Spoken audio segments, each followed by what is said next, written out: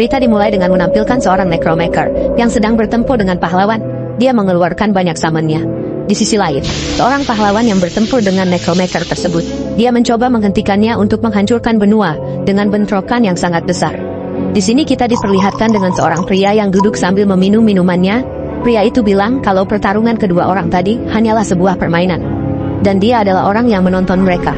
Tapi bagaimanapun juga, mereka berdua adalah satu orang, yaitu si gelandangan ini.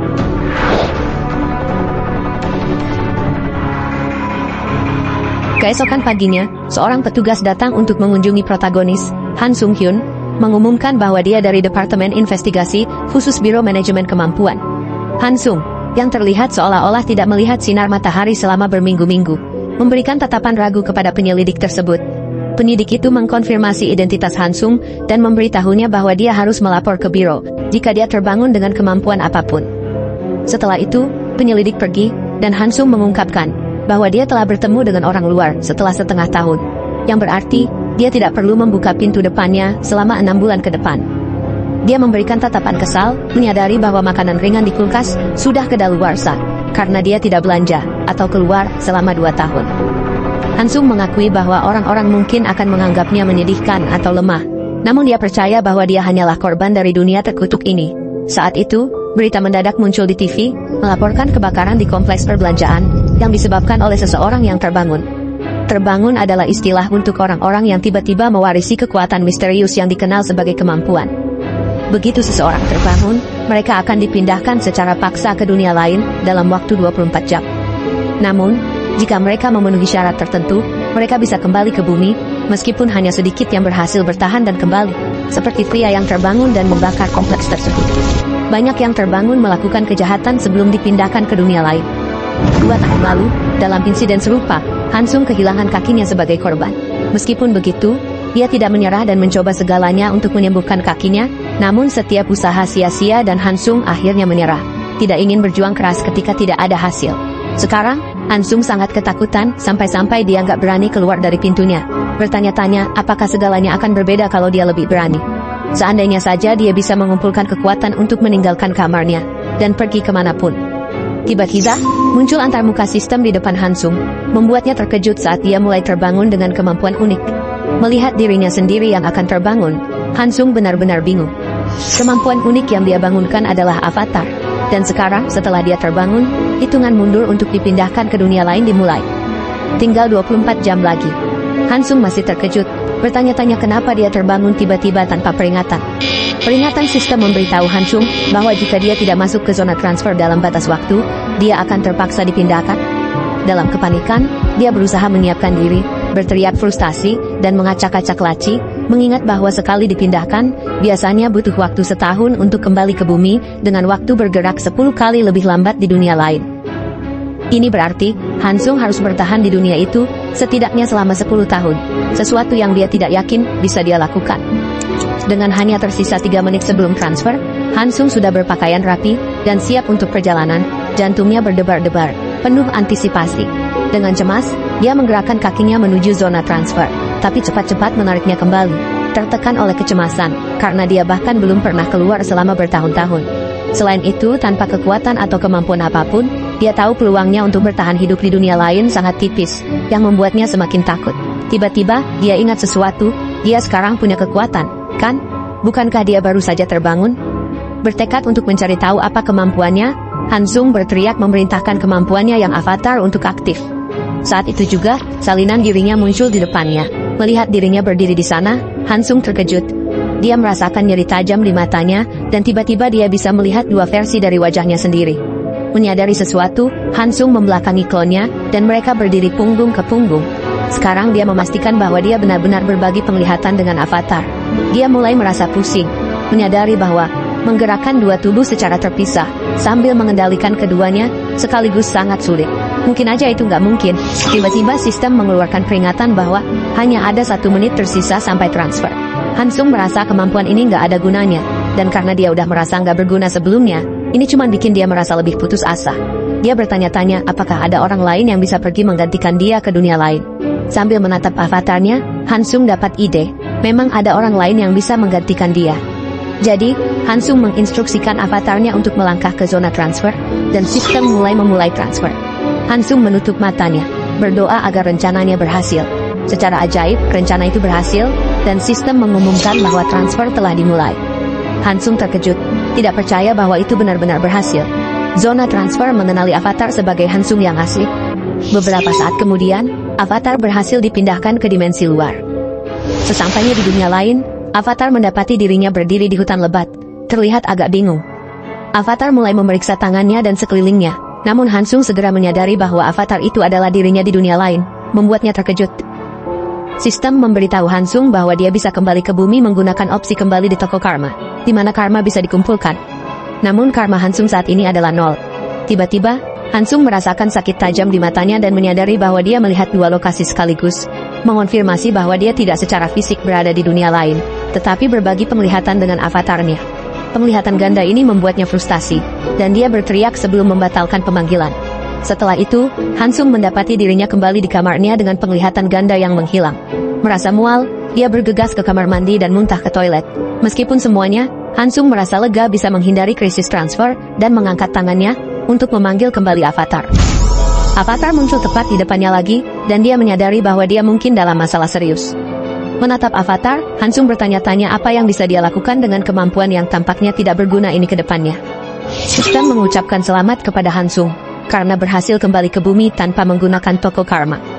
Untuk ini, sistem memberikan hadiah berupa item spesial, gerbang transfer dimensi, yang memungkinkan dia untuk bepergian ke lokasi yang pernah dikunjungi sekali dalam sehari. Selain itu, karmanya meningkat pesat, dan inilah bagaimana Hansung menjadi awakener yang kembali ke bumi dalam waktu tercepat.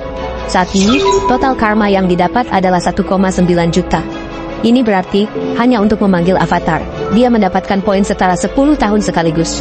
Karma dibayarkan berdasarkan dampak yang dimiliki seseorang di dunia lain, seperti perbuatan baik, perbuatan buruk, kerja keras, dan sebagainya. Karma yang terkumpul bisa digunakan untuk memperkuat keterampilan atau kembali ke bumi. Melihat banyaknya karma di saldonya, Hansung bertanya-tanya apakah ini kesalahan, khawatir pihak berwenang akan memintanya untuk mengembalikannya. Tapi dia meyakinkan dirinya sendiri bahwa dia tidak melakukan kesalahan dengan sengaja, dan karena dia di bumi, kepulangan itu tidak berarti. Jadi dia pergi ke toko, dan melihat ada opsi status yang ditingkatkan.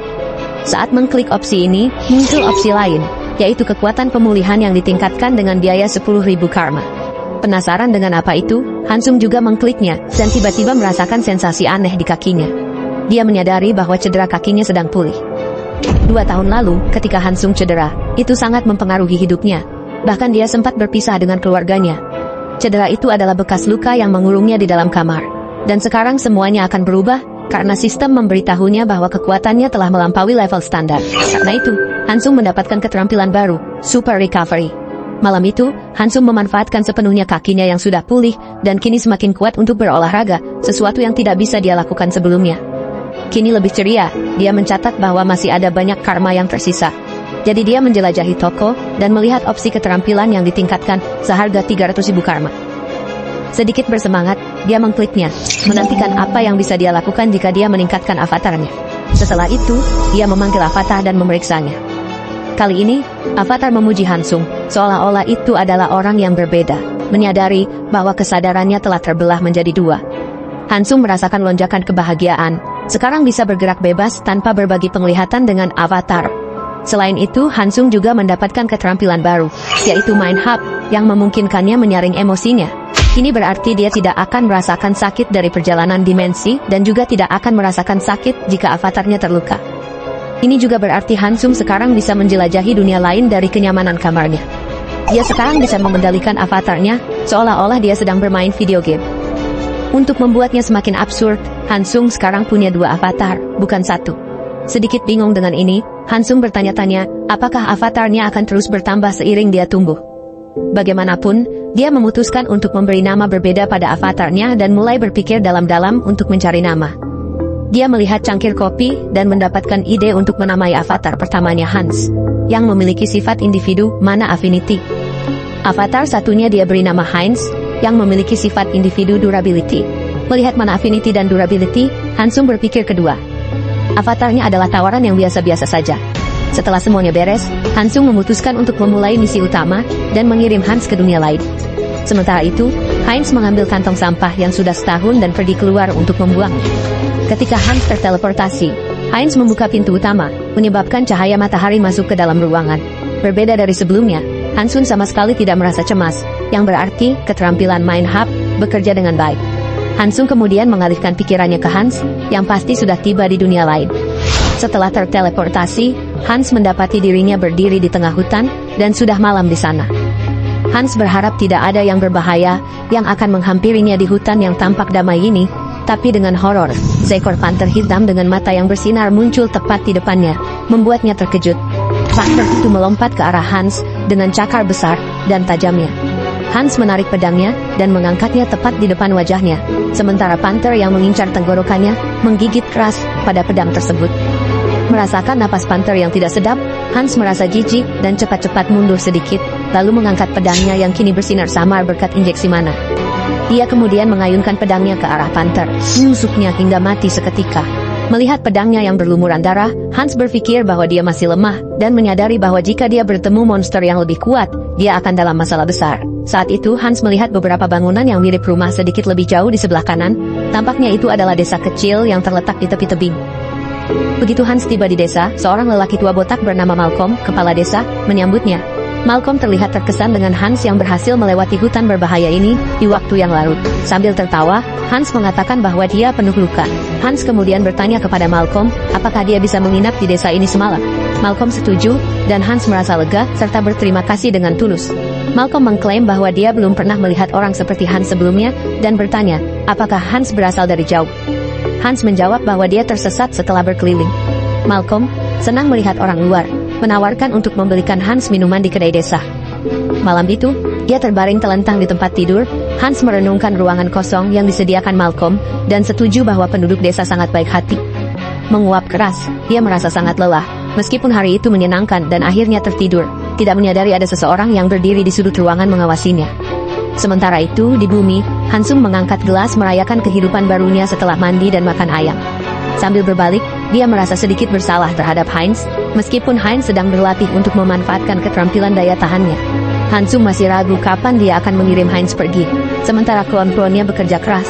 Hansung memutuskan untuk mencari tahu lebih banyak tentang apa yang terjadi di dunia ini, dan seperti apa dunia lainnya. Seolah-olah Hansung sedang bermain peran dari seorang panglima yang sempurna. Tiba-tiba dia merasakan perasaan aneh dan menakutkan. Saat itu, sistem memberitahu Hansung bahwa avatarnya telah mati, dan semua sifat serta data yang terkumpul dari avatar akan diriset. Begitu tahu bahwa Hans sudah mati, Hansung merasa bingung dan terkejut. Tempat terakhir di mana Hans terlihat hidup adalah di desa, dan dia mati di sana. Ini berarti, kepala desa yang tua pasti ada di balik semua ini. Hansung bertanya-tanya, apakah minuman yang diberikan kepada Hans sudah diracuni? Hansung mengakui bahwa dia terlalu santai di tempat yang asing, dan mulai merasakan sakit kepala, yang membantunya terhubung kembali dengan Hans. Sementara itu, di dunia lain, kepala desa Malcolm sedang berbicara dengan seorang pria lain, mengatakan bahwa dia pikir Hans akan berguna, tapi ternyata biasa saja. Malcolm mengklaim bahwa dia berharap Hans berbakat, karena dia bisa melewati hutan sendirian. Kedua pria itu melihat ke arah Hans, tetapi dia tidak lagi seperti dirinya. Sekarang dia telah berubah menjadi kerangka. Saat Hans bangun, Hansung di bumi juga menyadari bahwa tangannya telah berubah menjadi kerangka. Sistem mengumumkan bahwa ras Hans sekarang telah berubah menjadi undead, dan dia telah mendapatkan kemampuan khusus bernama Decomposed Heart. Hans terkejut saat memproses fakta bahwa dia sekarang telah menjadi undead. Sistem menjelaskan bahwa Hans menjadi undead, dan berkat Mind Hub, pikirannya tidak terkorupsi. Melihat sekeliling, Hans bertanya-tanya di mana dia, dan apa yang sedang terjadi. Tiba-tiba, dia melihat belasan kerangka lain berdiri di dekat dinding yang membuatnya ketakutan. Dia menyadari bahwa para bajingan itu mungkin sedang mengubah seluruh desa menjadi undead. Saat itu, seorang pria lain turun tangga ke dalam gudang tempat undead disimpan.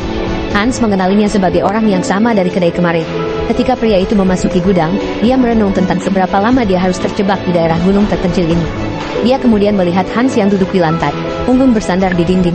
Pria itu menyipitkan matanya kepada Hans, membuat Hans merasa gugup dan khawatir bahwa dia mungkin telah terdeteksi.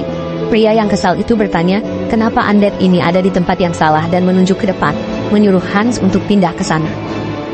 Menyadari bahwa pria itu sebenarnya belum melihatnya bergerak, Hans merasa lega.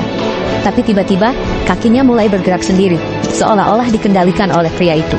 Meskipun dia bisa melawan, dia memutuskan lebih baik mengikuti. Pria itu mengeluh kenapa orang tua itu selalu menyuruhnya memeriksa undead ini, dan menggerutu saat pergi, membanting pintu di belakangnya. Hans merasa kekuatan yang digunakan pria itu padanya terasa familiar.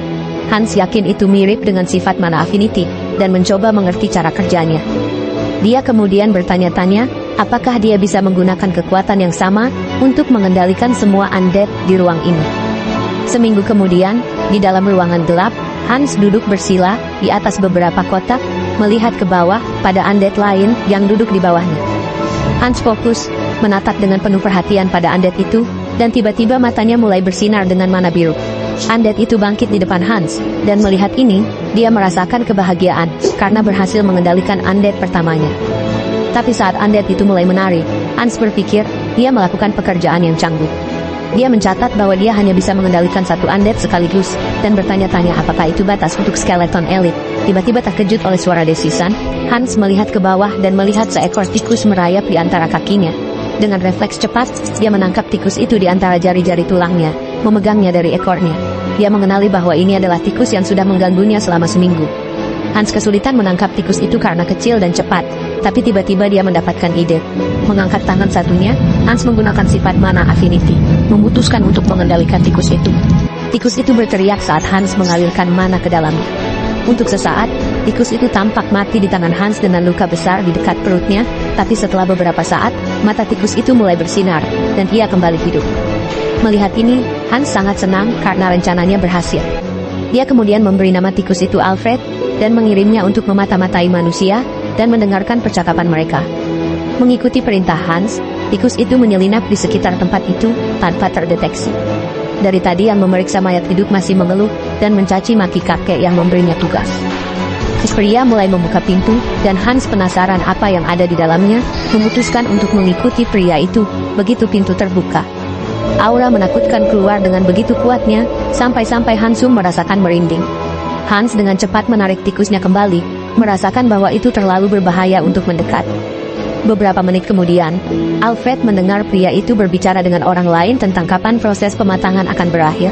Pria itu bilang dia merasa seolah-olah masa hidupnya tergerus setiap kali masuk ke ruangan itu, dan pria kedua meyakinkannya bahwa itu akan segera berakhir. Pria pertama menggerutu bahwa tidak adil bagi mereka untuk menjaga sisi ini juga, dan mereka juga telah memasang perangkap di setiap gedung, seolah-olah ada yang akan menyelinap masuk. Mendengar ini, Hans menyadari bahwa hal menyeramkan yang dia rasakan sebelumnya pasti adalah pecahan dari Immortal King. Dia bertanya-tanya kemana dia bisa mengirim tikus itu, untuk mengumpulkan lebih banyak informasi, berpikir mungkin kepala desa tahu. Tiba-tiba, sebuah belati menusuk tikus itu dari arah yang tidak terduga, darah mengalir dari Alfred, saat sosok yang membunuhnya melangkah maju. Itu adalah kepala desa Malcolm yang mengklaim bahwa dia pikir itu orang lain, tetapi ternyata hanya seekor tikus. Saat berlutut untuk memeriksa tikus itu, Malcolm melihat bahwa itu adalah mayat hidup yang dipenuhi dengan mana gelap. Malcolm bertanya-tanya, apakah tikus ini berubah menjadi mayat hidup secara alami, karena hanya ada satu tempat di desa yang melimpah dengan mana gelap. Malcolm kemudian menghadapi kedua pria, yang sedang mengobrol, dan bertanya, siapa yang bertanggung jawab menjaga gudang hari ini. Tikus Alfred sudah mati, dan Hans bersumpah untuk membalas dendamnya. Hari itu, Jeffy menerobos masuk ke gudang, menendang pintu dengan marah, dan berteriak kepada kakek tua, karena menyalahkannya telah membiarkan seekor tikus keluar. Wajah Jeffy dipenuhi kemarahan, dia menunjuk ke mayat hidup yang terlihat, dan memerintahkannya untuk berdiri dengan benar. Dia berjalan menuju mayat hidup itu, mengutuk dengan marah dan memukulnya keras di wajah. Saat mayat hidup itu jatuh ke tanah, Jeffy membungkuk, meraih rambutnya, mengangkat wajah mayat hidup itu, dan mencemooh, mengatakan bahwa ini adalah orang yang berani melawannya sebelumnya. Senyum jahat Jeffy mengejek undead untuk mengulangi apa yang diucapkannya dulu.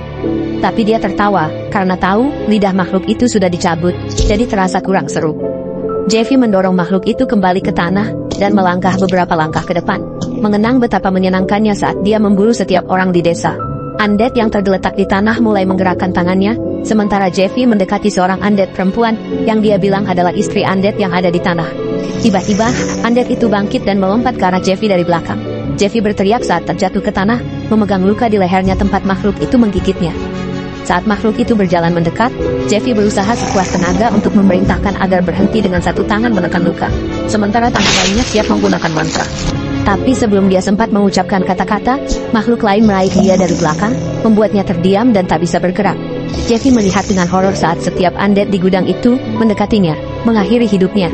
Hans berdiri di ujung antrean dengan mata yang bersinar, menegaskan bahwa ini baru awal dari balas dendam para korban. Di luar pintu masuk desa, seorang pria berusaha meyakinkan para penjaga untuk membiarkannya masuk mengambil adiknya, tetapi mereka bilang, semua orang sudah pergi.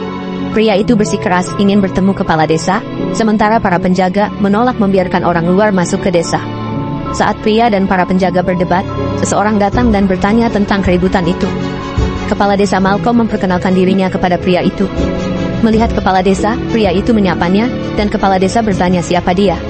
Heinz tersenyum dan mengatakan, ia sedang mencari saudara kembarnya, Hans, yang ada di desa ini.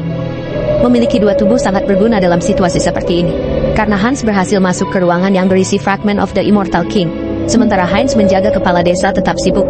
Memandang pecahan Immortal King, Hans merasakan kekuatan luar biasa yang memancar darinya. Dia bertanya-tanya apakah pecahan itu menyerap energi gelap dari undead di sekitarnya, tapi mengabaikannya, meyakini bahwa itu bergetar untuk mengisi apa yang kurang. Undead lain di ruangan ini kelihatan jauh lebih kuat dibandingkan yang ada di gudang sebelumnya. Mungkin mereka disimpan di sana. Ini bikin Hans frustasi. Dia bilang orang nggak boleh pilih-pilih makanan sambil meraih pecahan itu dengan tangan kosong. Saat kekuatan gelap mulai memancar di sekelilingnya, Hans penasaran gimana ini bakal mempengaruhi dia. Pecahan itu memancarkan cahaya terang yang menyilaukan, melepaskan lebih banyak mana gelap. Sementara itu, di luar pintu masuk desa, Heinz terus meyakinkan para penjaga dan kepala desa bahwa Hans adalah kembaran dia. Heinz mengklaim bahwa karena mereka kembar, mereka selalu bisa merasakan keberadaan satu sama lain, tapi kepala desa merasa sulit untuk percaya.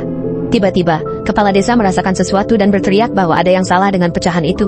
Dia berubah menjadi monster mirip salamander dan bergegas kembali ke gudang sambil memerintahkan para penjaga untuk membunuh Heinz. Menyusul perintah kepala desa, para penjaga mengangkat tombak mereka ke arah Heinz, siap menyerang. Namun, mereka terkejut saat melihat Heinz menghilang tepat di depan mata mereka. Di saat yang sama, Hans merasakan banjir emosi negatif yang luar biasa masuk ke kepalanya tanpa henti. Dengan kedua tangan menekan kuat di kepalanya, Hans merasakan keputusasaan yang mendalam, meskipun keterampilan main hub aktif. Dia bertanya-tanya, apakah ada orang di dunia ini yang bisa bertahan dari emosi ini tanpa kehilangan kewarasan. Saat dia berteriak ketakutan, kepalanya begitu penuh dengan emosi negatif sehingga meledak, melepaskan mana gelap. Beberapa detik kemudian, sistem memberitahu Hans bahwa dia telah memenuhi syarat dan sedang berevolusi.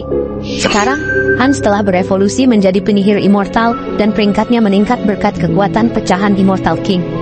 Dia juga mendapatkan keterampilan khusus baru, Evil Wisdom, yang memberinya pemahaman mutlak, bakat, dan sihir gelap. Sementara itu, seorang penjaga di luar gudang menggerutu, mencaci Jeffy karena membawanya ke dalam kekacauan ini. Saat itu, kepala desa menghubungi pria itu secara telepati, berteriak padanya. Terkejut, pria itu membalas dengan meyakinkan kepala desa bahwa tidak ada yang salah. Kepala desa menyuruh pria itu untuk memeriksa fragmen dan menghubungi Jeffy yang berteriak dari gudang mendesak Jeffy untuk cepat-cepat memeriksa fragmen itu. Namun Jeffy tidak menjawab, jadi pria itu menggenggam jeruji dan bertanya apakah Jeffy bisa mendengarnya. Melihat melalui pintu, pria itu melihat sosok gelap yang dikelilingi cahaya terang. Dia berteriak melalui jeruji, mengira itu Jeffy, dan bertanya mengapa dia tidak menjawab. Saat tangan undead muncul dari jeruji mencoba menangkap pria itu, dia menjadi bingung dan ketakutan. Pria itu mundur, mengeluarkan jeritan ketakutan. Hans dari dalam ruangan berbicara, bertanya kepada pria itu apakah cuacanya baik hari ini. Melihat kerangka berbicara, pria itu berpikir dia pasti sudah gila. Dengan ekspresi ketakutan dan jijik, dia mengangkat tangannya dan memanggil sihir gelap. Api muncul di atas telapak tangannya, lalu dia menembakkan api itu ke pintu sambil berteriak kepada undead untuk pergi. Tiba-tiba, pintu itu terbuka dengan keras dan jatuh tepat di atas pria itu, mengejutkannya. Undead berhamburan keluar dari ruangan dan Hans juga keluar bersama mereka, berkata bahwa mengabaikan sapaan membuatnya sakit hati. Mengangkat tangannya, Hans menggunakan sihir gelap yang sebelumnya dipakai pria itu, mencatat bahwa berkat Evil Wisdom, dia bisa menggunakan sembarang mantra hanya dengan melihatnya. Ledakan besar mengguncang seluruh desa, dan pria-pria lain di luar menjadi siaga tinggi. Saat Hans memerintahkan undead lainnya untuk maju, dia kemudian memerintahkan undead untuk tidak membiarkan seorang pun di desa ini melarikan diri dan menyelesaikan mereka. Mengikuti perintah Hans, undead menyerbu ke depan, dan tiba-tiba ledakan besar terjadi di sisi lain desa. Ledakan itu mengirim salah satu undead terbang ke belakang, mendarat tepat di depan Hans, dan mengejutkannya. Kepala desa yang baru saja menyebabkan ledakan itu menunjuk jari ke Hans, memberitahunya bahwa dia seharusnya sudah menjadi tengkorak elit sekarang dalam wujud aslinya. Kepala desa itu bertanya kepada Hans apa yang dia lakukan dengan fragmen Immortal King. Hans menunjuk bahwa sudah lama sekali, dan bertanya kepada kepala desa apakah dia ingat dia. Hans menyatakan bahwa berkat kepala desa itu, dia kehilangan hatinya. Lalu Hans mengungkapkan fragmen yang diletakkan di mana seharusnya ada di hati. Dia mengklaim bahwa dia mengambil hati baru ini dari gudang. Melihat pecahan itu, kepala desa mencemaskan giginya dengan marah, menyatakan bahwa Hans telah menggabungkan pecahan itu dengan tubuh yang begitu rendah. Mengangkat tangannya ke langit dengan satu jari menunjuk ke atas, kepala desa mengutuk Hans untuk mati sambil menggunakan mantra gelap. Sebuah panas sihir hitam berbentuk petir meluncur ke arah Hans, menghantam lengan kirinya dan membuatnya patah. Saat lengan skeletonnya yang terputus jatuh di belakangnya, Hans bertanya kepada kepala desa, apakah dia tidak tahu bahwa tidak sopan menyerang saat seseorang sedang berbicara. Dengan matanya bersinar merah karena marah. Kepala desa berteriak agar Hans diam, mengklaim bahwa dia telah menghabiskan semua sumber daya yang dimilikinya selama setahun untuk proses pematangan ini, menembakkan lebih banyak mantra gelap ke arah Hans. Kepala desa bersikeras bahwa dia sangat dekat untuk menjadi yang terkuat dari semua orang, yang sekarang telah hancur. Sihir gelap yang meluncur ke arah Hans menyatu dan berubah menjadi duri tajam besar yang diliputi mana gelap. Mengamati jenis sihir gelap ini, Hans berpikir bahwa ini seperti memberi pesona tingkat tinggi pada tongkat pemula. Namun, Hans dengan percaya diri menyatakan bahwa dia satu-satunya yang bisa membuat ini berhasil saat dia membatalkan serangan kepala desa. Melihat ini, kepala desa menyatakan bahwa dia sekarang akan menghancurkan tubuh Hans dan menggunakannya sebagai subjek uji coba, sambil melepaskan mantra lain ke arahnya. Menghalau mantra ini juga, Hans mengutuk kepala desa karena mengumumkan nama keterampilan di akhir dan berharap agar dia mati, menyebutnya musuh Alpek. Mendengar nama Alpek, kepala desa bertanya, apakah itu seseorang yang dikenal Hans di desa ini? Tiba-tiba, serangan sihir gelap datang ke kepala desa dari belakang, tetapi dia melihatnya tepat waktu dan membelokkannya dengan memanggil perisai di saat terakhir. Dia menyadari bahwa Hans semakin terbiasa dengan sihir gelap, kemungkinan karena kekuatan pecahan itu. Memutuskan untuk tidak membuang waktu lagi, dia bertekad untuk menghabisi Hans dengan mengangkat tangannya untuk menggunakan mantra gelap lainnya. Sementara itu, para penyihir gelap lainnya di desa itu sedang sibuk bertempur melawan pasukan mayat hidup, dan saat itu salah satu penyihir gelap mulai bersikap aneh. Yang lain bertanya ada apa dengannya. Satu persatu, jiwa penyihir gelap mulai diambil. Jiwa-jiwa itu bergabung, membentuk sebuah mahkota yang diletakkan di atas kepala-kepala desa. Melihat ini, Hans bertanya kepada kepala desa, apakah dia memperkuat kekuatannya dengan mengorbankan jiwa penyihir gelap lainnya. Kepala desa mengaum bahwa Hans selamat berkat kekuatan fragmen itu dan menyatakan bahwa dia akan mati sekarang. Dia pun mulai mengucapkan mantra. Namun sebelum dia bisa menyelesaikan mantra itu, sebuah serangan sihir gelap menghantamnya tepat di dekat jantungnya. Hans, yang baru saja melontarkan mantra, berkomentar bahwa dia hampir tertidur mendengarkan nama keterampilan itu, jadi dia memutuskan untuk menyelesaikannya.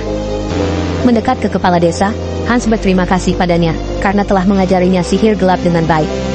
Kepala desa menggeruh saat dia mulai berdarah dari mulut, tidak dapat percaya, dia mati seperti ini. Akhirnya, dia jatuh ke tanah, mati, sambil melihat ke langit. Hans bertanya, apakah tikus itu sedang menonton karena balas dendamnya kini sudah lengkap. Dia kemudian mendoakan Alfred si tikus agar beristirahat dengan tenang.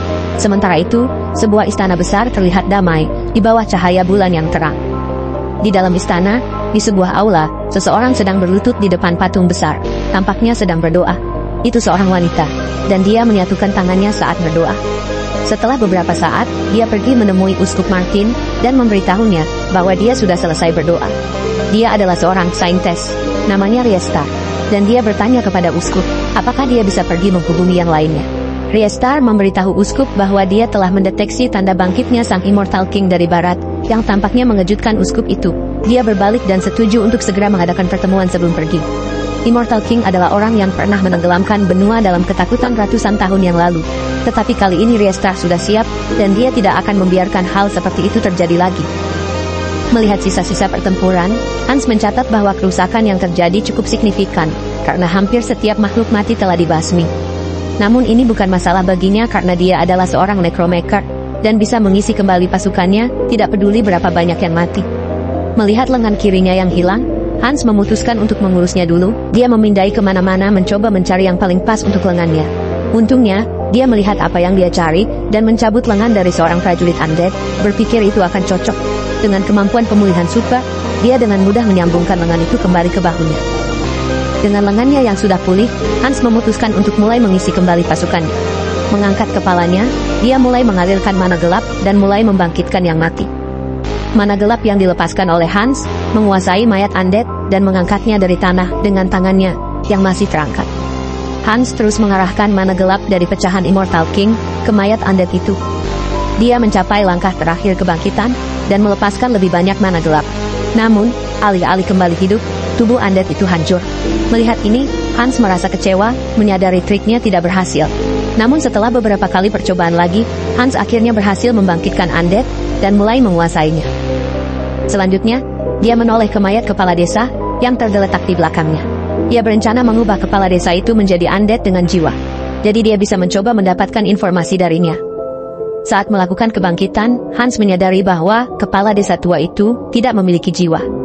Setelah diperiksa lebih dekat, dia melihat lingkaran sihir terukir di hati kepala desa itu, menyadari bahwa jiwanya pasti sudah diambil sebelumnya sebagai langkah keamanan. Hans berpikir ini wajar, karena operasi besar seperti itu pasti ada langkah keamanannya. Namun, Hans masih memutuskan untuk mengubah kepala desa itu menjadi undead kelas atas dengan kesadaran diri dan kemampuan bertarung yang baik.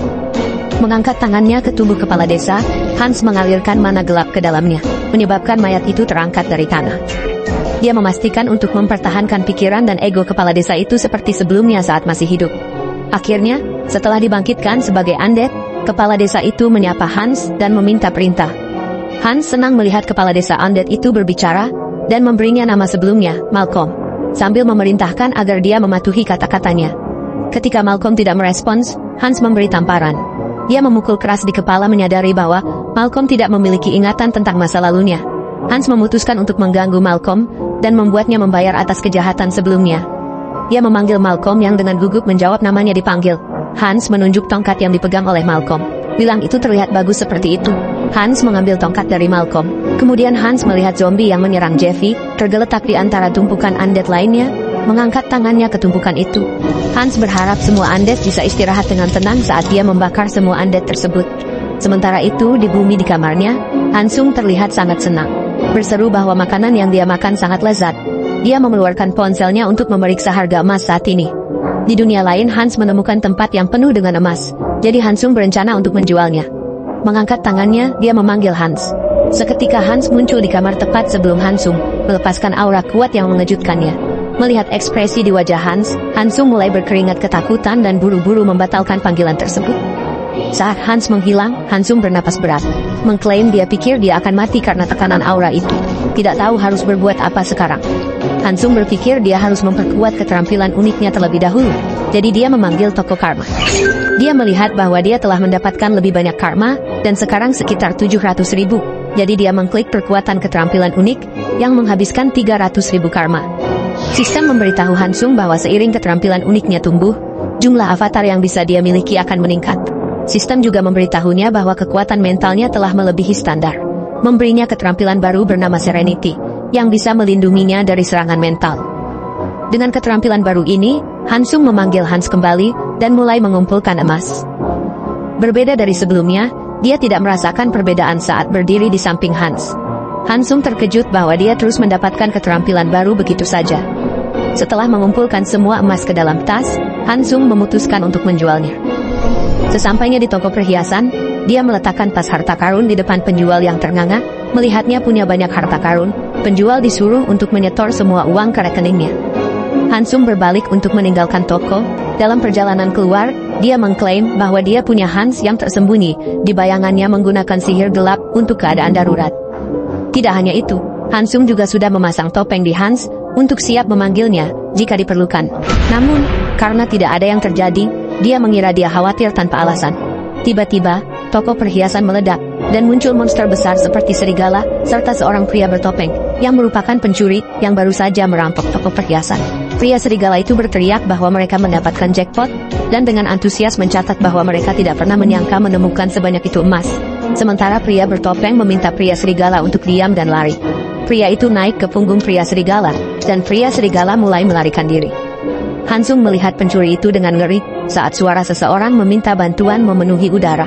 Pencuri ini dikenal sebagai penjahat yang melakukan kejahatan menggunakan kekuatan terbangkit mereka. Ada juga guardian yang menggunakan kekuatan terbangkit mereka untuk membantu warga. Tiba-tiba, Hansung mendapatkan visi 2 tahun lalu, ketika sebuah ledakan membuatnya terluka di kaki. Di masa kini, pria serigala itu memukul Hansung keras di wajah untuk mendorongnya keluar dari jalan, sambil memegang pipinya yang sakit. Hansung tidak bertindak, berharap para guardian akan melacak para penjahat ini, meskipun dia punya kekuatan. Sekarang, Hansung membeku ketakutan, tidak bisa berbuat apa-apa. Sementara itu, para penjahat terus melarikan diri. Senang, karena semua berjalan sesuai rencana mereka. Pria bertopeng mengatakan mereka perlu bergabung dengan portal dan melarikan diri. Sementara pria serigala mencatat bahwa dia sedang menunggu mereka di dekat situ. Namun, ketika keduanya tiba di portal, mereka menemukan dia tergeletak tak sadarkan diri di tanah. Pria serigala berlutut di samping portal dan mencoba membangunkannya. Sementara pria bertopeng melihat tengkorak di dekatnya dan memberitahu pria serigala untuk melihat ke sana. Melihat mayat hidup itu, pria serigala bertanya, apakah itu seorang guardian? Sementara pria bertopeng menunjukkan bahwa itu bukan guardian. Hansung mungkin terlalu takut untuk bertindak, tapi Hans tidak seperti itu. Dia bisa melakukan segalanya. 3 orang berlari terburu-buru menuju gedung terdekat. Ketiga orang ini adalah guardian yang sedang mengejar manusia serigala dan pria bertopeng. Dia terkejut saat sudah tiba. Guardians mendapati ketiga penjahat sudah kalah dan pingsan. Menyadari hal ini, mereka menyimpulkan bahwa seseorang pasti telah melawan para penjahat ini dan kemudian menghilang. Karena belum lama, kepala Guardians memerintahkan yang lainnya untuk mencari di mana-mana, secara diam-diam. Hans kembali ke bentuk bayangannya, dan meluncur pergi, kembali ke Hansung. Hans bersembunyi kembali ke dalam bayangannya, meregangkan tangannya dengan senyum. Hansung berseru bahwa rasanya menyegarkan. Dalam perjalanan kembali ke apartemennya, dia berpikir bahwa menghilangkan stres dengan memukuli penjahat bisa jadi ide yang bagus. Sementara itu, di dunia lain, Heinz, avatar kedua Hansung, senang dengan sesuatu yang dilihatnya saat berdiri di gerbang sebuah kota. Dia dengan gembira berseru bahwa dia akhirnya tiba mengikuti instruksi kepala desa. Heinz menyadari bahwa kepala desa tidak berbohong setelah semua. Dengan ceria, Heinz memasuki kota melalui gerbang, menantikan petualangan di dunia ini. Namun, setibanya di sana, dia menemukan kota itu sepenuhnya kosong, tanpa satu orang pun terlihat. Mengetahui bahwa penduduk kota tidak melakukan pemeriksaan keamanan dan tidak menunjukkan minat pada orang asing, Heinz merasa agak bosan. Saat berjalan di jalan, dia melihat pria-pria kekar yang mengancam seorang gadis yang sedang meminta lebih banyak waktu. Pria botak itu memperingatkan gadis itu untuk membayar kembali 2 koin perak dalam 3 hari atau mereka tidak akan punya pilihan lain. Melihat ini, Heinz berasumsi bahwa pria-pria itu adalah preman dan gadis itu mungkin dieksploitasi, jadi dia memutuskan untuk tidak campur tangan. Gadis itu secara tidak sengaja bertabrakan dengan Heinz, mengeluarkan suara mengerang yang menyakitkan. Dia membungkuk dan meminta maaf padanya. Heinz bertanya pada gadis itu apakah dia tahu kota ini, berharap dia bisa membimbingnya. Dengan bingung, gadis itu bertanya siapa Heinz. Mengeluarkan 2 koin perak, Heinz menyatakan bahwa dia adalah calon majikan gadis itu. Dia kemudian bertanya, apakah mereka harus membahas syarat kerja. Saat malam tiba, gadis itu membawa Heinz ke tempat tinggal, di mana dia bisa tinggal. Nama gadis itu adalah Diana. Dia menjelaskan bahwa dia mengumpulkan uang untuk merawat adik kecilnya setelah orang tua mereka meninggal. Diana memberitahu Heinz tentang para preman itu. Mereka mengancamnya karena dia tidak membayar mereka kembali. Heinz memberinya 2 koin perak dan bilang supaya dia datang lagi ke tempatnya keesokan paginya sebagai pemandu. Berbaring telentang di tempat tidur, Heinz berpikir dia sedang berbuat baik membantu Diana, meski dia merasa tertipu. Merasa lelah, dia memutuskan untuk tidur. Dia bangun pagi-pagi sekali karena tidak bisa tidur lagi, akibat tempat tidurnya yang tidak nyaman. Mendengar seseorang bersin di luar, Heinz bangkit dari tempat tidur dan pergi ke jendela. Dia melihat Diana sudah menunggunya. Melihat Heinz, Diana menyapa dengan gembira sambil bertanya, kenapa dia ada di sana saat fajar. Setelah membeli sarapan untuk Diana, Heinz bilang supaya Diana tidak menunggunya terlalu pagi, dan datanglah saat makan siang. Sambil melahap makanannya dengan lahap, Diana bilang dia mengerti dan memanggil Heinz paman.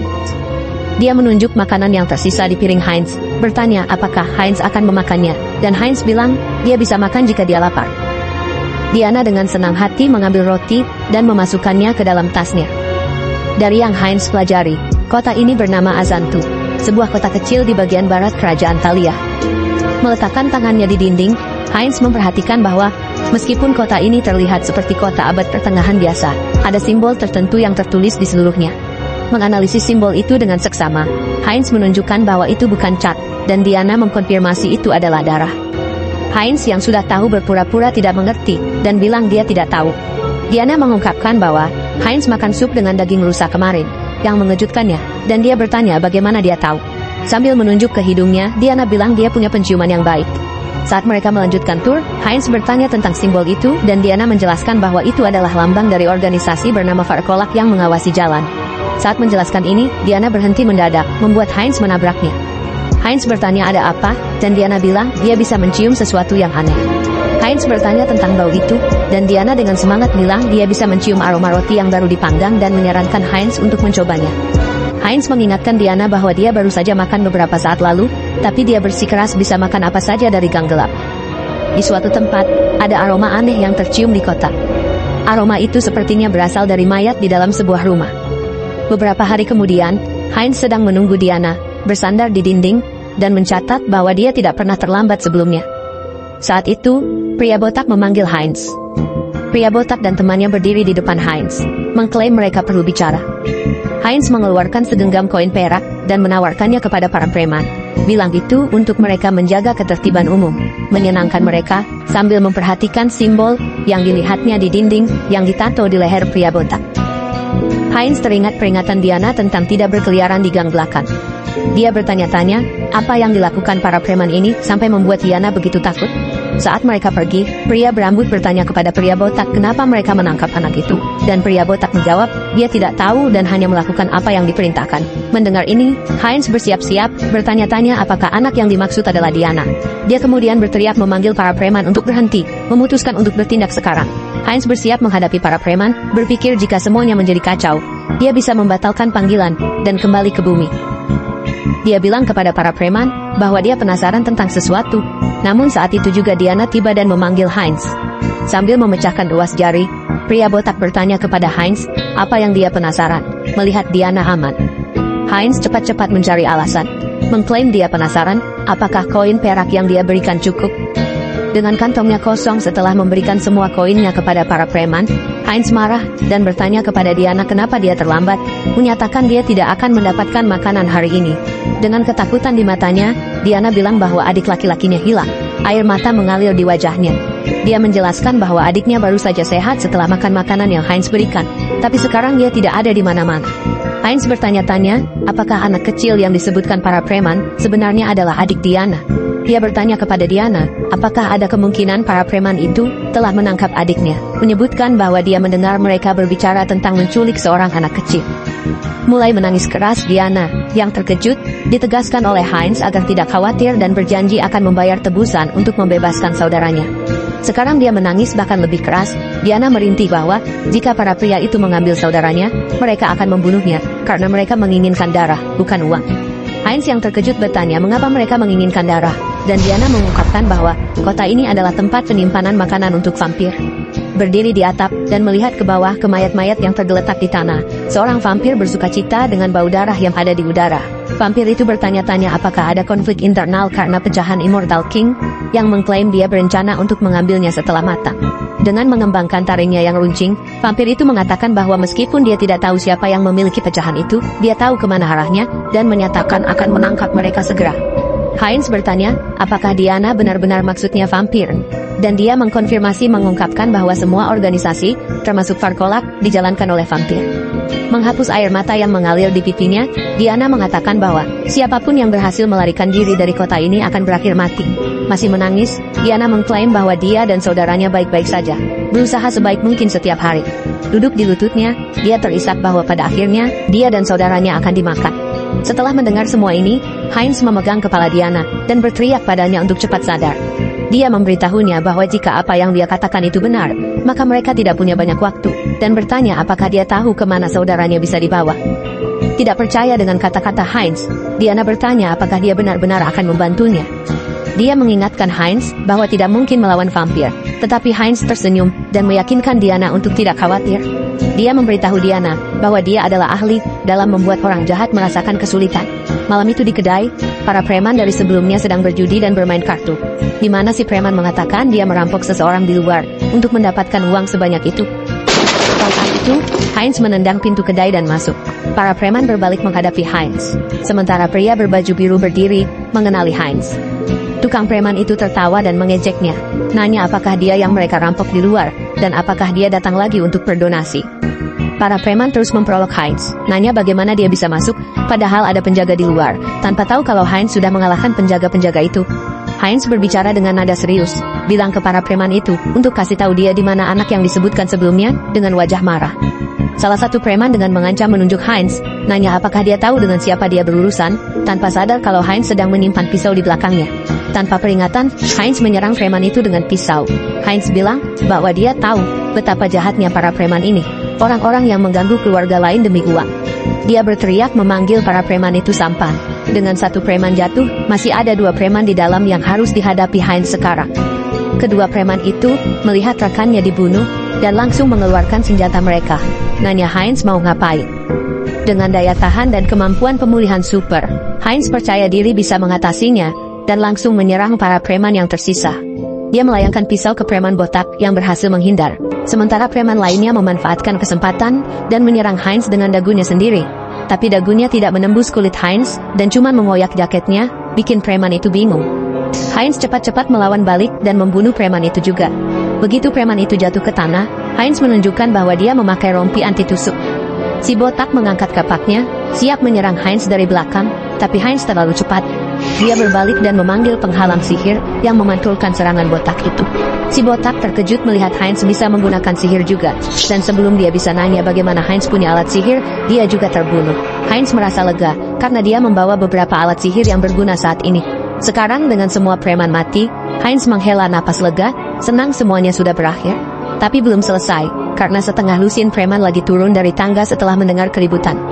Melihat Heinz, preman itu langsung menyerangnya, sementara Heinz mengutuki dirinya sendiri karena terjebak dalam masalah ini. Pertarungan terus berlanjut, dan Heinz bertarung dengan segenap kekuatannya. Heinz berhasil mengalahkan para preman satu persatu. Setelah beberapa menit, Heinz kelelahan dan mengalami banyak luka, tapi dia berhasil menjatuhkan semua orang. Saat menarik pisau yang menusuknya, dia sadar sudah kehilangan hitungan saat bertarung. Luka-lukanya mulai sembuh dengan cepat. Dia memanggil salah satu preman yang masih hidup, meletakkan kakinya di kepala preman itu, dan bertanya di mana mereka menyekap anak yang mereka tangkap. Namun si preman menolak untuk menjawab. Dia bilang, Heinz terlihat seperti orang luar, dan memperingatkannya bahwa dia akan menyesali semua ini. Dia mengklaim bosnya akan segera datang, dan ketika itu terjadi, Heinz akan menemui akhir hidupnya. Setelah berterima kasih kepada preman itu atas informasinya, Heinz pun menghabisinya, menyuruhnya untuk lebih memikirkan hidupnya sendiri. Dengan susah payah, Heinz berhasil menemukan saudara Diana, Aaron, yang terkurung di sebuah ruangan. Melihat Heinz, Aaron mulai bergetar ketakutan dan memohon agar diselamatkan. Berlutut di depan Aaron, Heinz berusaha menenangkannya, mengatakan bahwa saudaranya mengirimnya untuk menyelamatkannya. Aaron bertanya, apakah Heinz benar-benar mengenal saudaranya? Dan Heinz mengiyakan sambil menawarkan untuk menjelaskan semuanya setelah mereka keluar. Tiba-tiba, seorang vampir dalam bentuk kelelawar terbang ke arah rumah. Vampir itu mendarat di jendela dan mendengar Heinz berbicara tentang cara keluar dari sana. Setelah berubah kembali menjadi manusia, vampir itu bertanya kepada Heinz siapa dia yang berani mengambil makanannya dari restorannya. Vampir itu bilang dia akan memakan anak itu dan bertanya pada Heinz apakah dia dari Row of Defiance. Saat Heinz berbalik dengan cemas, vampir itu bertanya, apakah Heinz tahu apa yang terjadi pada mereka yang menentangnya? Dengan senyum, Heinz bilang, dia cuma orang yang dirampok oleh para preman, dan dia di sini untuk membantu anak itu. Sambil mengangkat tangannya, vampir itu bilang, ini membosankan, dan mengklaim bahwa dia lebih suka anak laki-laki sebagai santapannya. Dia kemudian melancarkan serangan darah ke arah Heinz, mengeluarkan aliran darah dari telapak tangannya. Heinz berteriak pada Aaron untuk lari, dan berdiri di depan Aaron untuk melindunginya dari serangan darah. Serangan darah itu menyebabkan seluruh lantai runtuh, membuat Heinz dan Aaron terjatuh ke lantai bawah. Bangkit, Heinz mengguncang Aaron, bertanya, apakah dia terluka dan baik-baik saja? Karena mereka sudah dekat dengan pintu, Heinz bilang ke Aaron buat cepat-cepat keluar, sementara vampir juga mendarat, dan nyadar kalau Heinz baru saja menghindari serangannya dengan mencolokkan cakar tajamnya. Vampir itu mengakui kalau Heinz lebih cepat dari yang dia kira, lalu dia menyerang Heinz dengan bilang bahwa membunuhnya akan jadi pemanasan yang enak. Heinz angkat pedangnya di depan, dan bersiap untuk bertahan sambil mendorong Aaron pergi, nyuruh dia untuk lari. Vampir itu ayunkan tangannya ke Heinz, yang memblokirnya pakai pedangnya. Cakar di tangan vampir itu sekarang tumbuh 10 kali lipat saat dia menyerang Heinz. Gak bisa menghindar, Heinz ditusuk nyakar tajam vampir itu, yang masih menusuk dada Heinz. Vampir itu mengakui bahwa kekuatan dan kemampuan penyembuhan Heinz cukup mengesankan, sambil menjilati bibirnya. Dia ngeliat meskipun dia gak berniat untuk makan Heinz, sekarang ini akan jadi hidangan yang enak. Gak mau cuma diam dan gak berbuat apa-apa, Heinz menggenggam tangannya jadi kepalan. Vampir itu nyadar, dan sebelum Heinz bisa bergerak, tangannya terputus dari lengannya. Heinz mengeluarkan suara mengerang kesakitan saat vampir itu bilang bahwa perlawanan Heinz yang gak ada artinya akan berakhir sekarang.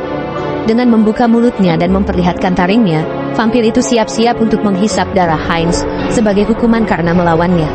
Heinz, yang punya barang sihir di mulutnya, mulai menghancurkannya, siap untuk mati dan menarik vampir itu bersamanya. Tiba-tiba, tubuh Heinz terbakar yang menjalar luas. Vampir itu kaget dengan ledakan api ini dan nanya ke Heinz, apakah dia sudah merencanakan api ini dari awal. Heinz bilang bahwa ketika dia dijatuhkan ke tanah sebelumnya, dia melihat alkohol menyebar di lantai dan langsung dapat ide. Dia sudah merencanakan untuk menggunakan alkohol dan alat sihir yang dia punya untuk membalikkan keadaan. Sekarang nyadar bahwa dia nggak bisa menang, Heinz nyalakan dirinya sendiri, berniat untuk membawa vampir itu bersamanya dan membakar seluruh tempat itu sampai rata dengan tanah. Vampir itu coba menjauh dari Heinz dan mendorongnya, berpikir dia sudah bebas. Vampir itu tersenyum, nyebut Heinz sebagai daging yang rapuh. Tapi dengan horornya, Heinz menyerangnya dan menyundulnya dengan kekuatan. Si vampir terjatuh ke tanah, dan Heinz mengambil kesempatan untuk menyerang vampir itu sambil berteriak keras. Heinz melompat ke atas vampir yang berteriak ketakutan. Suara teriakan vampir tenggelam saat restoran meledak, mengeluarkan api besar yang menyebar kemana-mana dan melahap seluruh restoran dalam hitungan detik. Di dalam, Heinz merasa terkesan bahwa meski terbakar, dia masih hidup dalam situasi yang mengerikan ini. Heinz mengakui bahwa terlalu kuat juga bisa jadi masalah. Namun, yang lebih penting adalah misi yang dia tetapkan untuk menyelamatkan gadis malam itu. Misinya berhasil dan Diana bertemu kembali dengan saudaranya saat mereka memanggil Heinz di luar restoran. Hansung menerima notifikasi bahwa Heinz telah mati dan akan respawn dalam 7 hari. Sementara itu, Diana mulai pekerjaan baru memoles sepatu dan bisa hidup dari situ. Setelah bekerja keras, Diana mengelap keringat dari dahinya ketika seorang pelanggan lewat meminta untuk memoles sepatunya.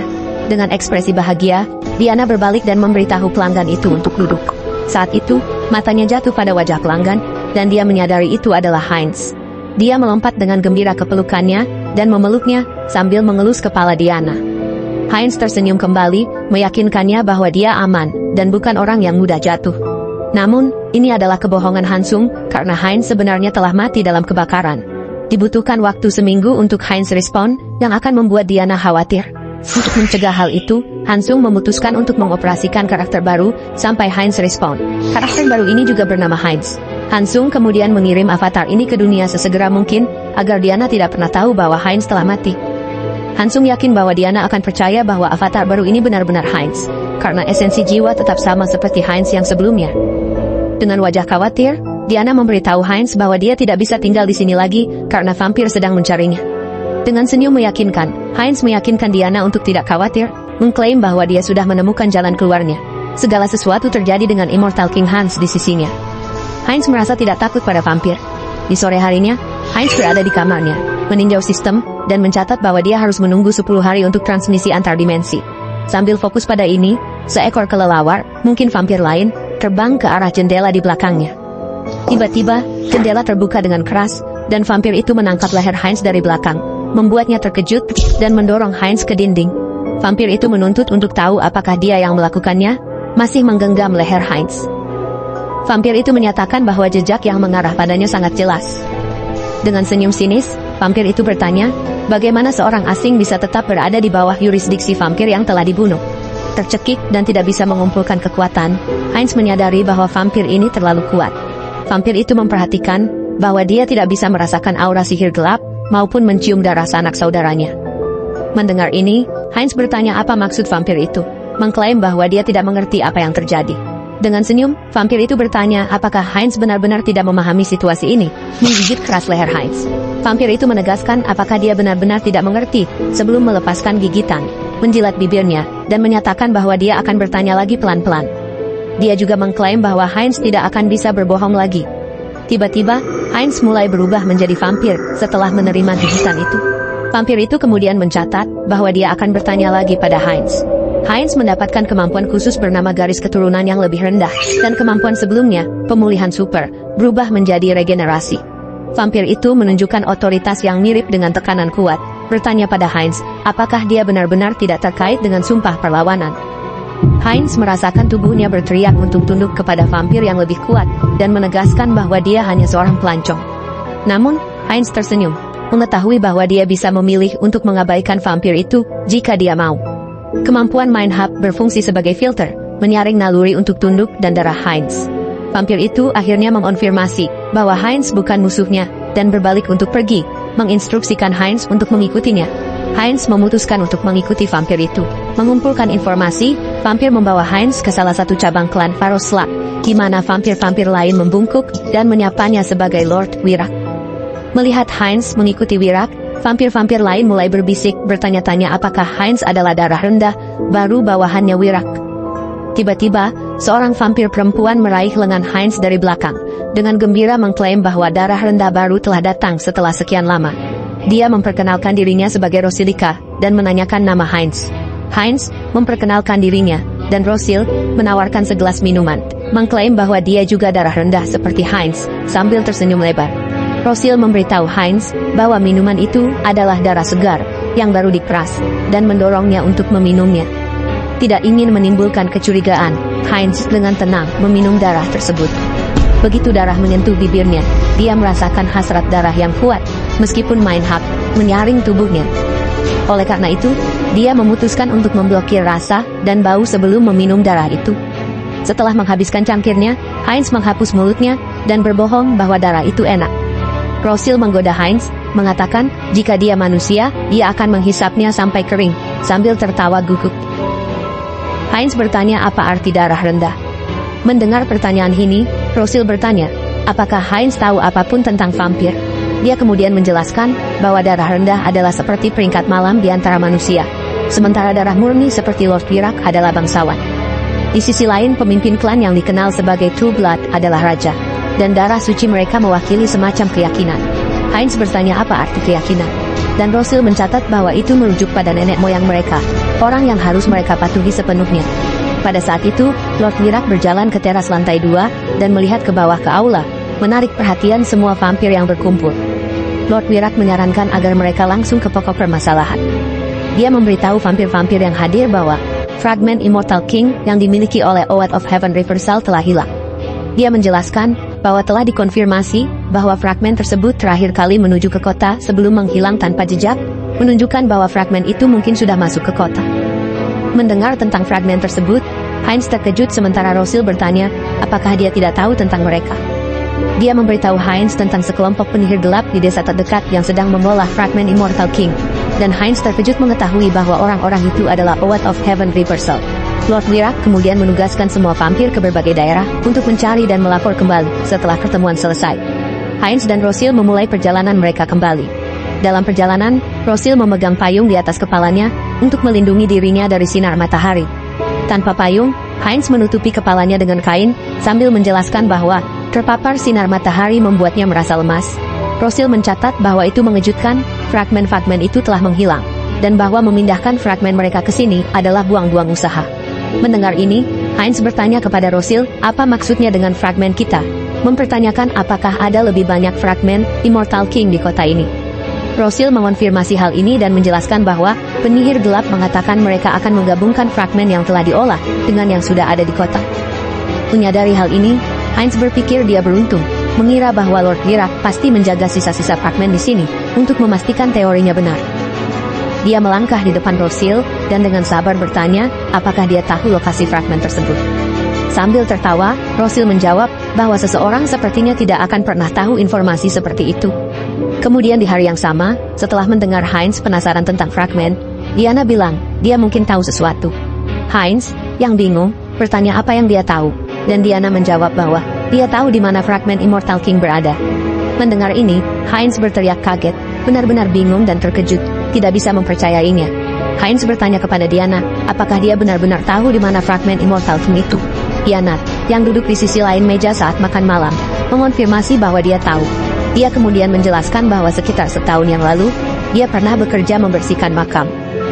Selama waktu itu, setiap Jumat, beberapa anggota organisasi Farkokal akan mengunjungi ruang batu itu. Setiap kali mereka membuka ruang batu, bau yang mengerikan dan jahat akan keluar. Mendengar ini, Heinz berpikir bahwa ini pasti layak untuk diselidiki. Berdiri, dia berterima kasih kepada Diana atas informasi berharga itu dan bilang bahwa dia akan pergi menyelidiki, sambil bilang kepada saudara-saudaranya untuk tetap bersembunyi sementara itu. Saat Heinz hampir pergi, Diana menggenggam tangannya untuk menghentikannya. Dia mendekat dan menyadari bahwa bau Heinz agak berbeda. Menyadari bahwa hidung Diana tidak bisa dibohongi, Heinz mengungkapkan kebenaran dan menunjukkan taringnya. Melihat ini, Diana terkejut, tetapi Heinz meyakinkannya bahwa dia tidak akan membahayakannya dengan nada serius. Diana bilang kalau Heinz kesulitan, dia memberi izin untuk minum sedikit darahnya. Dengan lengan terangkat ke arah Heinz, dia mulai bergetar, dan dengan mata terpejam, bilang supaya tidak berlebihan, dan hanya minum sedikit darahnya. Memberi tepukan lembut di kepala Diana, Heinz bilang supaya dia berhenti cerewet. Dia lalu meminta Diana memberitahukan lokasi tepat makam itu. Sementara itu, di dalam makam, terdengar teriakan seseorang yang mengguncang udara. Suara vampir menginstruksikan orang yang berteriak itu untuk bangkit dan berdiri tegak. Vampir itu bertanya kepada pria yang terluka, apakah dia ingin mati begitu saja tanpa melawan. Dengan mengangkat jari, vampir itu bilang bahwa jika pria itu bisa mengayunkan pedangnya sekali saja, dia akan diizinkan pergi dengan selamat. Mendengar tawaran ini, pria itu mengangkat pedang dengan kedua tangan, meskipun ketakutan terlihat di wajahnya. Dia berteriak keras dan menyerang vampir itu sambil mengangkat pedangnya. Vampir itu menarik kembali pukulannya, menyebabkan darah berputar di sekeliling lengannya, dan melepaskan tangannya ke depan, menyebabkan benang darah terbang menuju pria itu, dan menjebaknya. Benang darah itu menghantam pria itu ke dinding, membuatnya tidak bisa bergerak, saat benang darah mulai menusuk tubuhnya. Dalam hitungan detik, semua darah dari tubuhnya disedot keluar, meninggalkannya seperti mayat. Vampir itu mengklik lidahnya dan mengeluh bahwa semua ini membosankan. Dia bilang kepada pekerja di sana untuk membersihkan kekacauan dan membawa yang lebih kuat untuk persembahan berikutnya. Pekerja itu setuju dan pergi untuk membersihkan tempat itu. Sementara pekerja itu sedang bersih-bersih, dia melihat sesuatu dan dengan hati-hati bertanya siapa di sana. Tiba-tiba, setengah lusin mayat hidup menyerang pekerja itu. Tiba-tiba setelah menghabisi undead, mereka menyerang vampir yang juga terkejut melihat mereka. Dia memerintahkan para pelayannya untuk menyerang undead dan menyingkirkan mereka. Saat undead menyerang vampir, mana gelap mulai terakumulasi, lalu berubah menjadi duri besar yang meluncur dari tanah tepat di tempat vampir berdiri. Terluka oleh duri-duri itu, vampir bertanya siapa yang melakukan ini, dan apakah itu seorang necromancer dari Vow of Defiance. Vampir itu mempertanyakan undead tentang bagaimana mereka tahu tempat ini, tapi Hans tetap diam dan tidak menjawab. Vampir itu mencatat bahwa Hans tidak akan berbicara dengan sukarela, dan mengklaim tidak peduli. Dia menyatakan bahwa dia akan bertanya lagi setelah dia pergi, meninggalkan hanya kepala Hans. Lalu dia mengayunkan tangannya, menghancurkan undead yang menyerangnya. Bagian atas salah satu undead terpisah dari bagian bawahnya, dan terbang ke udara. Mendengar vampir berbicara tentang meninggalkan hanya kepalanya, Hans menggunakan mantra gelap yang menyebabkan tulang tajam muncul di sekitar undead. Hans kemudian melancarkan serangan ke vampir, mengirim semua undead berduri terbang ke arahnya, sambil memanggil lengan undead tepat di bawah kaki vampir. Sementara itu, pertempuran sengit antara undead dan vampir berkecamuk di luar, saat salah satu pelayan memberitahu bahwa bala bantuan sedang dalam perjalanan. Mendengar ini, vampir mencatat bahwa itu bagus, dan memberitahu yang lain untuk terus mendukungnya.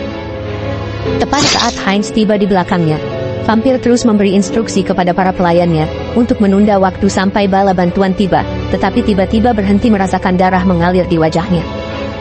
Untuk sesaat, dia bingung karena tampaknya Heinz telah menggigitnya dari belakang. Sekarang menyadari apa yang terjadi, vampir panik dan bertanya kepada Heinz apakah dia sudah kehilangan akal.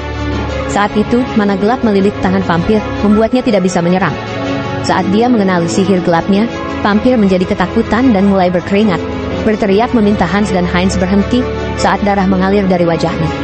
Dia berteriak bahwa meminum darah dari sesama adalah dosa terbesar. Setelah beberapa detik, tubuh vampir itu sepenuhnya kehabisan darah, membuatnya jadi mayat saat Heinz melepaskannya dan mengusap mulutnya. Heinz menunjukkan bahwa trik mind hub yang coba diterapkan vampir itu tidak berhasil. Saat itu dia mendapatkan keterampilan baru yang disebut sihir darah. Dengan kemampuan baru ini, Heinz mengangkat tangannya ke arah penghalang darah di depannya, yakin dia bisa menghancurkannya. Tapi Hans menyadari mereka tidak punya cukup waktu. Jika begitu, Heinz memutuskan untuk menghancurkan penghalang itu. Tiba-tiba, ledakan besar mengguncang atap bangunan. mengguncang seluruh tanah. Melihat ke bawah ke dalam makam, Heinz dan Hans bertukar tatapan bersemangat saat mereka menemukan apa yang mereka cari, yaitu fragmen kedua dari Immortal King. Hans mengangkat tangannya dan mengarahkannya ke fragmen untuk mengambilnya. Saat dia menyentuhnya, energi negatif yang luar biasa langsung dilepaskan ke sekeliling. Meskipun ada mishap yang menyaring pikiran negatif, Hans mulai merasakan keputusasaan. Untuk mengatasi ini, Hansung mengarahkan semua kekuatan mental klon untuk fokus pada Hans, melindungi pikirannya dari pikiran negatif. Mana gelap meluap ke langit, mengirim gelombang kejut ke segala arah, membuat vampir-vampir di luar melindungi wajah mereka. Lord Wirak yang baru saja tiba menatap ke langit dengan ketakutan, menyadari dia sudah terlambat. Dari lubang di atap, Hans terbang ke langit, matanya bersinar biru dengan mana. Melihatnya, vampir-vampir mulai meluncurkan serangan darah ke arahnya. Serangan itu mengenai Hans tapi tidak berpengaruh, justru membuatnya semakin marah saat dia bersiap menggunakan mantra. Mengayunkan tangannya, Hans langsung menghabisi satu vampir yang berteriak sebelum mati. Melihat sosok menyeramkan Hans, Lord Wirak tampak menyadari sesuatu, seolah mengenalnya dari suatu tempat. Keterampilan regenerasi yang dimiliki Hans sebelumnya berevolusi menjadi keterampilan khusus, yaitu Immortality. Hans juga mendapatkan keterampilan khusus, Forbidden Knowledge. Mana gelap membubung tinggi ke langit hingga terlihat oleh dua prajurit dari kejauhan.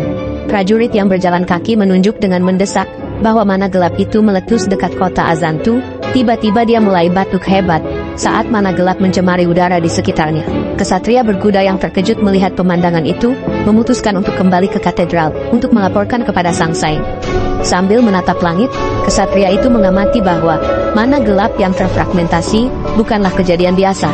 Itu menandakan kebangkitan Immortal King.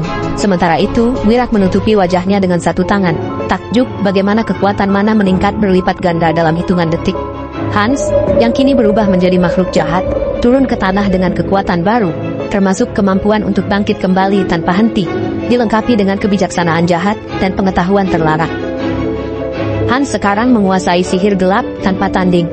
Dengan satu jari terangkat, ia melepaskan substansi asap yang meliputi Wirak dan vampir lainnya. Terkejut oleh serangan mendadak, Wirak bingung dan tidak bisa memahami niat Hans. Vampir lainnya menyarankan mereka untuk mundur dan berkumpul di tempat lain. Tetapi sebelum dia bisa bertindak, sebuah tangan gelap meraih dia dari belakang dan menyeretnya pergi. Tanpa bawahannya, Wirak dilanda teror yang semakin meningkat saat paku-paku gelap menusuk tubuhnya, memicu erangan kesakitan yang dalam. Terperangkap dan tertusuk paku, jeritan kesakitan Wirak mengisi udara saat Hans mendekatinya dengan mengancam. Hans mengakui kekuatan Wirak, tetapi meremehkannya dengan menyebutnya tidak lebih dari sekadar kantong darah yang berjuang untuk memahami kekuatan baru Hans. Wirak bertanya-tanya apakah Hans benar-benar menyerap fragmen itu. Pada saat itu, Heinz melompat ke arah Wirak dari belakang, tangannya tajam dan siap menyerang. Dengan jeritan kesakitan, Wirak terjatuh saat Heinz menjatuhkannya ke tanah. Sistem mengumumkan bahwa Heinz telah memenuhi syarat untuk keterampilan, khususnya Bloodline Lesser Blood, untuk berevolusi menjadi Bloodline Pure Blood. Senang dengan evolusinya menjadi Pure Blood, Heinz menyadari bahwa menghabisi vampir lain akan membuatnya semakin kuat. Sementara itu, vampir yang tersisa telah berkumpul di hutan yang jauh, meratapi kekalahan mereka setelah kehilangan tuan mereka, Wirak. Di antara mereka, Rosil menangis dengan penuh kesedihan. Ia mengeluh kepada Lady Pirita bahwa seandainya Pirita hadir lebih awal, para vampir tidak akan jatuh dengan begitu mudah.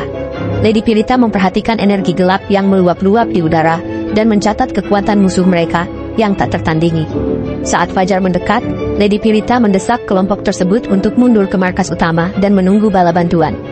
Sementara itu, di kota, seorang pria berlari kencang di jalanan, terengah-engah dan berteriak seolah melarikan diri dari kematian itu sendiri. Dia berhenti di sebuah gang, mengutuk pengejarnya dan berharap dia akhirnya berhasil menghindar. Namun, dia terkejut ketika Hans tiba-tiba meraih lengannya dari belakang dan dengan cepat mengakhiri hidupnya. Setelah ketempuran, Hans tetap berada di kota untuk memberantas sisa-sisa vampir, sementara Heinz mengatur agar sekelompok pedagang kecil mengantarkan saudara-saudara Diana ke tempat yang aman. Kini, Heinz mengambil alih untuk menyiapkan makanan, memamerkan keterampilan memasaknya. Dia menyajikan steak kepada saudara-saudara itu, yang dengan antusias menerimanya, mulut mereka berair karena aroma makanannya. Saat mereka mengambil gigitan pertama, mereka berterima kasih kepada Heinz dengan hangat, yang tersenyum dan mendorong mereka untuk makan sampai kenyang. Saudara-saudara itu tampak jauh lebih bahagia, dan Heinz mencatat bahwa mereka pasti merasa lega telah lolos dari bahaya kota. Heinz bertanya apakah paman mereka memiliki toko di La Pelas Timur, dan Diana mengangguk mengiyakan. Namun, Diana mengaku dengan senyum cemas bahwa dia tidak yakin apakah pamannya akan menyambut mereka. Heinz memutuskan bahwa dia akan memberikan dukungan finansial kepada saudara-saudara itu jika paman mereka menolak untuk menerima mereka. Semakin terikat dengan saudara-saudara itu, Heinz merasakan gelombang emosi yang tidak biasa saat dia bersiap meninggalkan mereka. Merasakan perubahan dalam sikap Heinz, Diana bertanya, apakah dia baik-baik saja atau kekurangan darah. Sambil tertawa lepas, Heinz meyakinkan bahwa dia baik-baik saja karena dia sudah menghabiskan vampir-vampir dari desa mereka sebelumnya. Sementara itu, Hans sibuk mengubah vampir menjadi pelayan undead-nya dan menyimpan mereka dalam subspace-nya, menggunakan energi besar dari kemampuannya. Hans bertanya-tanya, apakah dia bisa membuka subspace di bumi melalui penelitian lebih lanjut. Terlena dalam pikirannya, tiba-tiba muncul vampir di atasnya siap menyerang. Vampir itu meluncurkan sihir darah yang menembus tubuh Hans, melukainya dengan tepat. Penyerang itu memperkenalkan diri sebagai Ovore Farkoslak, vampir True Blood, yang menuntut untuk tahu mengapa Hans masih berada di kota vampir. Farkoslak telah kembali dengan bala bantuan untuk mengakhiri Hans dan menuduhnya menjadi bagian dari Fall of Defiance. Dengan berpegang pada tombak darah yang tertancap di dadanya, Hans dengan berani mengonfirmasi kesetiaannya pada Fall of Defiance. Farkoslak membalas, mengklaim bahwa tempat persembunyian Fall of Defiance itu sudah dihancurkan. Tidak ada ruang untuk penipuan. Memanggil sebuah sabit yang terbuat dari darah, Farkoslak tersenyum mengejek dan menyerang Hans, bersumpah untuk membunuhnya. Dengan presisi mematikan, Farkoslak berhasil memotong Hans menjadi dua.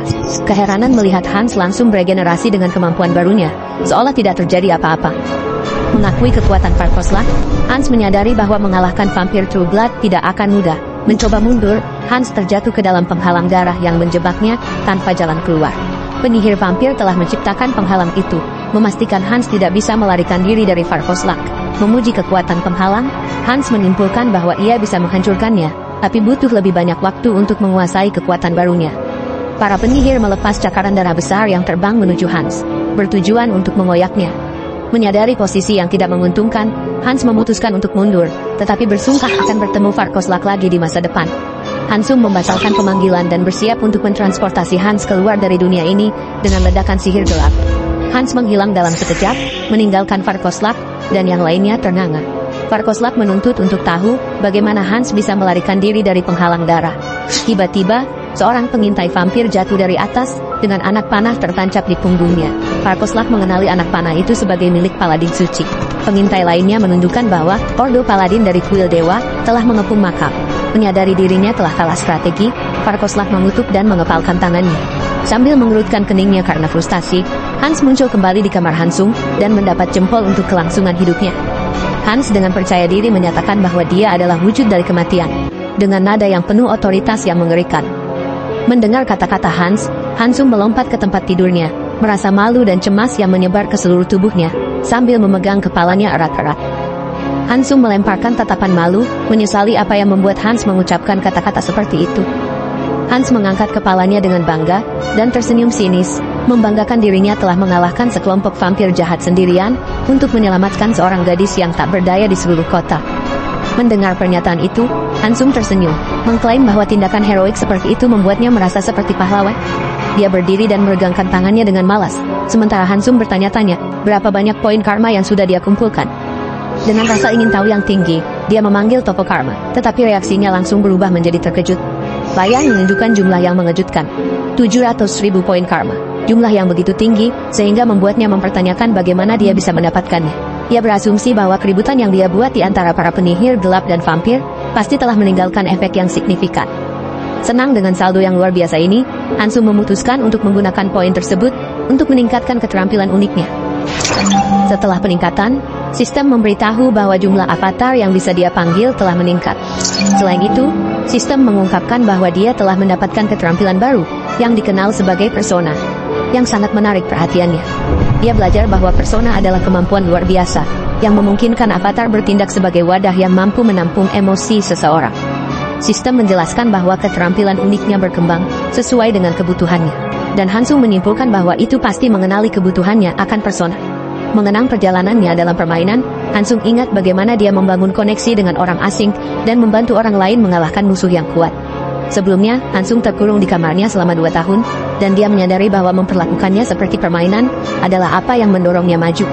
Jika itu tentang kenyataan, Hansung mengakui dia masih seorang penyendiri. Kebenaran pahit yang selama ini dia hindari kini langsung menghadapinya. Mengumpulkan keberanian, Hansung mengumpulkan semua kesepian, kesedihan, dan kemarahan yang selama ini dia tekan, dan mentransfer semua perasaan yang terpendam itu ke Hans. Setelah melepaskan energi negatif itu, Hansung menarik napas dalam-dalam dan merasa segar kembali. Dia bertanya-tanya bagaimana perasaan Hans sekarang yang dibebani semua negativitas yang mengendap di dalam dirinya. Hans meyakinkan Hansung bahwa rasa sakit dan keputusasaan selalu menjadi teman setianya. Jadi ini bukan hal baru. Mendengar Hans berbicara dengan begitu alami, Hansung merasa terkejut, merasakan bahwa Hans telah mengembangkan emosinya sendiri. Hans mengonfirmasi bahwa dia memang sebuah avatar yang dipenuhi dengan berbagai emosi. Itulah sebabnya dia telah mengembangkan kepribadiannya seiring waktu. Hansung masih bingung ketika tiba-tiba dia mendengar ledakan keras di belakangnya, dan buru-buru menoleh, melihat keluar jendela. Dia melihat asap mengepul ke langit, dan berpikir bahwa pasti ada penjahat yang menyerang kota. Dengan frustasi, dia berbalik dan merengek bahwa dia tidak peduli dengan serangan itu, menyerahkannya kepada para penjaga, karena dia tidak punya alasan untuk bertarung. Menanggapi pernyataan ini, Hans bertanya kepada Hansung, mengapa dia perlu alasan untuk menghapus kejahatan. Mendengar kata-kata Hans, Hansung menyadari bahwa setelah mentransfer emosi negatifnya, Hans sekarang hanya mencerminkan penghindaran kebiasaannya. Dalam hati Hansung tahu bahwa dia lebih ingin menghilangkan penjahat daripada apapun. Tetapi kurangnya keberanian membuatnya terus mencari-cari alasan. Hans dengan serius menyatakan bahwa saat kekacauan turun dan tatanan dunia goyang, sementara orang-orang mengamuk di mana-mana tanpa kendali, menutupi semuanya dengan topeng yang sudah terpasang. Hans dengan tegas menyatakan bahwa dia akan menjadi hukum bagi orang-orang jahat tanpa ragu-ragu. Dia langsung pergi dan memaksakan diri keluar melalui atap gedung, terbang ke langit yang gelap dan menakutkan. Sementara itu, di tempat kejadian, dua penjaga membahas serangan penjahat baru-baru ini, mencatat serangan terorganisir di berbagai lokasi. Mendengar ini, Hans menyimpulkan bahwa para penjahat pasti telah membentuk sesuatu. Semacam faksi yang mengkoordinasikan kekacauan mereka untuk menyelidiki. Hans memanggil dua bola mata besar yang bulat, dan bola mata itu langsung terbuka. Dengan satu perintah dari Hans, mereka melesat ke dalam kegelapan. Mata-mata itu meluncur melalui lorong-lorong, dengan teliti memindai setiap sudut yang gelap. Di suatu tempat di sebuah gang yang sedikit terang, dua preman telah menangkap seorang yang tak berdaya dan menahannya. Salah satu preman menurunkan rokok yang menyala ke arah kulit korban, ketika salah satu bola mata muncul di depan mereka. Di tempat lain, di sebuah rumah kecil, seorang ibu yang ketakutan memeluk anaknya. Saat seorang pria mendekatinya dengan mengancam, sabuknya terangkat untuk memukul. Tepat saat pria itu bersiap untuk menyerang, bola mata kedua muncul di sana. Di bagian lain kota, seorang pencuri memecahkan jendela dengan linggis dan menyelinap masuk ke kamar seseorang dengan senyum lebar.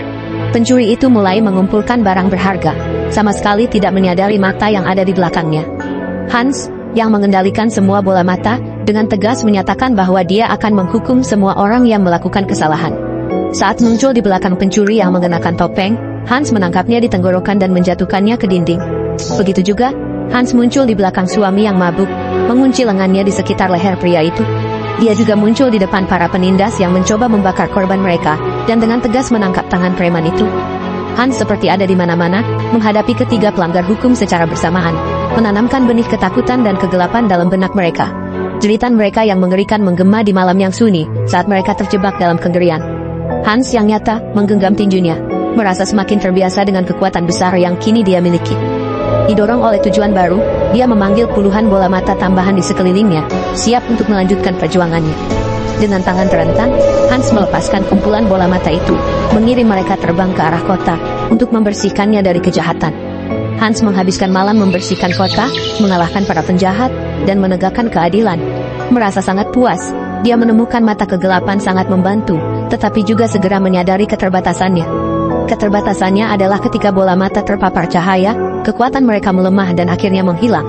Jadi Hans berpikir dia harus mencari cara lain untuk melaksanakan rencananya, yang tidak melibatkan melepaskan undead ke kota. Tiba-tiba, seekor merpati buang air di kepalanya, membuatnya marah dan mengutuk mereka, ingin menjadikan mereka sebagai anteknya. Tiba-tiba, ide muncul di benaknya bahwa dia bisa menjadikan burung-burung itu sebagai antek dan menggunakannya untuk memantau kota dari atas. Kata familiar, merujuk pada sihir perbudakan yang digunakan oleh para master sihir gelap untuk mengendalikan hewan, dan Hans percaya dia bisa melakukan ini juga. Namun, setelah beberapa percobaan, Hans menemukan bahwa sihir perbudakan tidak berhasil seperti yang dia harapkan. Dia telah mengubah goblin dan sarangnya menjadi laboratorium penelitiannya, mengurung kucing dan burung untuk memperbudak mereka, tetapi itu lebih sulit dari yang dia bayangkan. Dia berusaha menyempurnakan hewan-hewan itu sebagai antek agar bisa menyatu dengan masyarakat manusia, tetapi itu tidak berhasil. Dia mencoba lagi, dan menyalurkan kekuatan gelapnya ke kucing tersebut. Kucing itu mengembangkan 5 mata, dan mendapatkan kekuatan yang signifikan, menyebabkan kucing itu melompat keluar dari kandangnya sendiri. Saat kucing itu melompat pergi, Hans merasa kecewa, menyadari bahwa setelah 3 minggu penelitian, hasilnya masih belum memuaskan. Sekarang hanya ada satu subjek uji terakhir yang tersisa, dan Hans bertekad untuk berhasil kali ini. Dia mengeluarkan burung dari kandangnya, berjuang untuk menahannya, karena burung itu terus berkepak, mengangkat burung itu lebih dekat ke wajahnya. Hans menggunakan sihir perbudakan dan menghembuskan kekuatan gelap ke arah burung itu. Setelah beberapa detik, burung itu berhenti melawan, dan Hans menghela napas lega, berpikir bahwa akhirnya berhasil. Tiba-tiba, burung itu terbang dari tangan Hans seperti peluru, membuatnya terkejut. Untungnya, kali ini burung itu terlihat normal, seperti burung pada umumnya, saat terbang menuju sekawanan, dan mendarat di dekat burung-burung lainnya. Burung yang diperbudak itu mulai merumput bersama mereka, seolah-olah dia adalah salah satu dari mereka. Melihat ini, Hans merasa lega bahwa percobaan terakhirnya berhasil, dan sekarang entitas yang terinfeksi adalah mata dan telinganya di seluruh kota. Setelah menginfeksi lebih banyak burung, Hans melepaskan mereka. Semua arahan memintanya untuk mencari musuh. Sementara itu, tidak jauh dari situ, seorang paladin tiba di belakang seorang pria yang berlutut di tanah, memeriksa sesuatu dengan serius. Pria itu teringat kata-kata Hans yang menyebutnya sebagai ikrar tantangan. Paladin memanggil Uskup Agung Latius, yang mengakui kedatangannya dan memanggilnya Tuan Tuskin. Tuan Tuskin memberitahu Latius bahwa setelah menginterogasi vampir yang tersisa, jelas bahwa mereka bukan sekutu dari keturunan Immortal King. Latius mengatakan mereka perlu menemukan lebih banyak petunjuk sebelum Immortal King bisa semakin kuat. Saat itu, sebuah salib muncul di telapak tangannya, dan mulai berdering, menandakan pesan yang masuk. Menggabungkan kedua tangannya, Latius berbicara kepada Sang Saint, menanyakan apakah dia memanggilnya. Sang Saint di gereja memberitahu Latius bahwa keberadaan Immortal King telah terdeteksi di sebuah gua di pegunungan barat laut. Mengucapkan terima kasih kepada Sang Saint, Latius meyakinkannya bahwa kali ini dia tidak akan mengecewakannya. Kembali di guanya, Hans duduk bersila di tanah, menunggu kabar dari banyak familiarnya yang dia kirim untuk menyelidiki. Tiba-tiba, dia merasakan sensasi aneh, seolah familiarnya melarikan diri dari sesuatu. Rasanya seperti familiarnya sangat ketakutan. Tapi jika mereka sudah bertemu monster, mereka seharusnya langsung memberitahu Hans. Ini hanya bisa berarti, menurut Hans, bahwa familiarnya telah bertemu manusia. Mungkin mereka sudah mendekati guanya. Jadi Hans bertanya-tanya, apakah manusia yang datang sejauh ini ke daerah terpencil sedang bersiap untuk menyerangnya. Dia menyadari bahwa manusia telah mengepung seluruh gua, mendekat dari segala arah. Sebuah panah terbang, dan mengenai salah satu familiarnya yang sedang mengintai manusia itu, menusuknya. Lebih dekat ke pintu gua, Tuan Tuskin berteriak kepada Hans, mengatakan bahwa trik-triknya tidak akan berhasil pada mereka. Menggapai pedangnya, Tuskin memberitahu Hans bahwa dia tidak bisa melarikan diri lagi, dan mereka akan menghadapi dia sekali dan untuk selamanya. Dia mengeluarkan pedang sucinya dan mengarahkannya langsung ke Hans, menyuruhnya untuk menyerah. Menyadari salib di dada Tuskin, Hans mengenalinya sebagai paladin dari ordo yang sama yang dia lihat di Varkosla. Dengan sedikit berkeringat, Hans bertanya pada Tuskin bagaimana mereka menemukan tempat persembunyiannya. Tiba-tiba, Tuskin menyerang Hans dengan mengayunkan pedangnya, dengan kekuatan mematikan. Saat Hans jatuh berlutut, Tuskin mengarahkan pedangnya ke arahnya, dengan presisi yang tak goyah. Tuskin memberitahu Hans, bahwa kata-katanya tidak akan menipunya, dan dia tidak akan terjebak oleh trik-triknya. Hans mengakui bahwa Tuskin sekuat dan sepelit yang dia kira, tapi dia memutuskan untuk ikut bermain cepat dengan menyerang Tuskin sambil mencari jalan keluar. Serangan itu membuat Tuskin terlempar ke belakang dan menghantam dinding gua, mengangkat tangan kirinya untuk memproduksi cahaya suci yang menyilaukan. Tuskin mengalihkan perhatian Hans dan menusukkan pedangnya ke tulang rusuk Hans dengan tangan yang satunya. Hans bertanya pada Tuskin, apakah dia menuduhnya melakukan kejahatan hanya karena menghukum yang jahat, mencoba membenarkan tindakannya. Tuskin menuduh Hans telah menjadi jahat. Setelah mendapatkan kekuatan terlarang, mengangkat tinjunya dengan marah, bersiap untuk menyerang balik. Hans bertanya kepada Tuskin logika terbalik, apa yang dia gunakan untuk membenarkan tindakannya. Tetapi Hans tidak bisa bereaksi tepat waktu, saat tinju Tuskin mendarat di wajahnya, dengan kekuatan yang membuatnya terbang keluar dari gua. Hans jatuh ke tanah dekat gua, dikelilingi oleh setengah lusin pendeta di tebing. Para pendeta melantunkan nyanyian suci yang merdu, melepaskan serangan kuat yang membuat Hans merasa sangat tidak nyaman, dan melemahkannya secara signifikan. Meskipun Hans bisa dengan mudah membunuh semua pendeta ini, dia tahu mereka tidak bersalah. Saat Hans beralihkan oleh nyanyian suci, Tuskin menyerangnya dari belakang, dan menusukkan pedangnya dalam-dalam ke dadanya. Dengan Hans yang teralihkan, Tuskin berteriak memberi perintah kepada para pendeta untuk menahannya dan mencegahnya melarikan diri. Semua pendeta mengangkat 2 jari bersama-sama, memanggil rantai keemasan yang terang, yang melesat ke arah Hans, menusuk tubuhnya dengan kekuatan yang tak tergoyahkan. Dalam beberapa detik, Hans sepenuhnya terikat oleh rantai suci dari kepala hingga kaki dan tidak bisa melepaskan diri. Hans menyadari bahwa dia telah lengah. Hans terjebak saat rantai mengangkatnya ke udara, membuatnya tidak bisa bergerak dan tidak bisa menggunakan sihir. Semua rantai dan nyanyian yang ada dirancang dengan sangat baik, sehingga Hans tidak bisa kabur kemanapun. Hans memberitahu Tuskin bahwa dia memang berusaha keras untuk menangkapnya, dan Tuskin merespons bahwa itu sudah diharapkan. Dia menunjukkan bahwa tidak ada kejahatan yang pernah lolos dari rantai suci ini, dan bertanya pada Hans, apakah dia tidak akan menyerah. Namun Hans hanya tertawa yang membuat Tuskin kesal. Hans menyatakan bahwa dia tidak akan pernah menyerah, mengumumkan bahwa dia akan pergi, membuat Tuskin dan yang lainnya berusaha menangkapnya jika bisa. Tidak yakin dengan rencana Hans, Tuskin segera bersiap-siap, memanggil spear cahaya suci dan melemparkannya untuk memutuskan pelariannya. Sihir gelap mulai menyelimuti Hans, dan sesaat kemudian dia menghilang begitu saja saat tombak melewatinya. Melihat Hans benar-benar lolos dari ikatan ini, Tuskin kebingungan dan tidak bisa mempercayainya. Kembali di dunia nyata, Hansung terbaring telentang, terengah-engah setelah hampir lolos dari Tuskin. Matanya tertutup untuk beristirahat, Hansung mengakui bahwa dia telah membuat terlalu banyak musuh. Sekarang, musuh-musuhnya termasuk Paw of Defiance, Klan Vampir, dan bahkan Grand Divine Order. Tiba-tiba, sebuah pemikiran muncul di benaknya saat dia memanggil Karma Shop untuk memeriksa poin karmanya. Sebelumnya, dia bingung mengapa dia mendapatkan begitu banyak poin karma. Dan sekarang dia mengerti bahwa alasan utamanya adalah karena dia telah menarik perhatian di seluruh benua, menjadi target nomor 1. Memutuskan untuk memikirkan itu nanti, Hansung memutuskan untuk fokus pada rencananya yang awal, mengambil kembali kendali sebagai Hans. Dia pergi untuk memeriksa subjek uji coba, makhluk-makhluknya, untuk melihat bagaimana kabarnya. Ini adalah prinsip yang sederhana. Makhluk yang terkontrol menyebarkan sihir gelap saat bertemu yang lain, memungkinkan mata dan telinga Hans terus berkembang, dan segera makhluk-makhluk itu akan menyelimuti tempat tersebut di setiap sudut. Tiba-tiba, Hans merasakan sinyal yang dikirimkan oleh seekor kucing, yang tampaknya telah memperhatikan beberapa gerakan. Kucing itu berdiri di atap, mengawasi sebuah rumah sambil mengirimkan sinyal kepada Hans. Di dalam rumah itu, ada seorang wanita. Dia berteriak, menangis, dan terjatuh ke tanah sambil memohon kepada orang untuk menyelamatkannya saat pria itu memegang pisau. Wanita itu melihat seseorang lewat di jendela, berbalik ke arah mereka, dan memohon kepada pria itu untuk menyelamatkannya dengan mengklaim bahwa dia telah diculik. Tetapi pria itu tidak menghiraukannya, dan hanya pergi begitu saja seolah tidak melihatnya. Si penculik menarik wanita itu dengan rambutnya, dan menyeretnya menjauh dari jendela sambil dia berteriak. Dengan senyum jahat, si penculik menempelkan pisau di leher wanita itu, dan memberitahunya bahwa teriakannya tidak akan didengar oleh siapapun, lalu menampar kepalanya. Si penculik mengejeknya dengan menantangnya untuk berteriak, dan membuat lebih banyak suara. Akhirnya dia memutuskan untuk menghabisinya dan mengangkat pisau di atasnya. Pada saat itu, langit-langit rumah itu hancur, menciptakan lubang, dan Hans terjatuh, mengejutkan si penculik. Hans bertanya kepada si penculik apakah dia menggunakan kemampuan penekanan suara dan invisibilitas. Dia mencatat bahwa trik itu tidak berfungsi padanya, dan menyatakan bahwa si penculik akan mati sekarang. Si penculik memegang wanita itu lebih erat, dan bertanya kepada Hans, apakah dia seorang penjaga, dan bagaimana dia bisa masuk ke dalam rumah, sambil mendekatkan pisau ke wanita itu. Si penculik memperingatkan Hans untuk tidak bergerak maju, atau wanita itu akan mati. Tetapi Hans menggunakan kekuatan superiornya, dan menarik wanita itu dari genggaman si penculik dalam sekejap, membuat si penculik bingung dan terlihat marah. Si penculik berkata bahwa dia sekarang akan menghabisi Hans bersama wanita itu, dan dia menyerang Hans dengan pisau terangkat di depannya.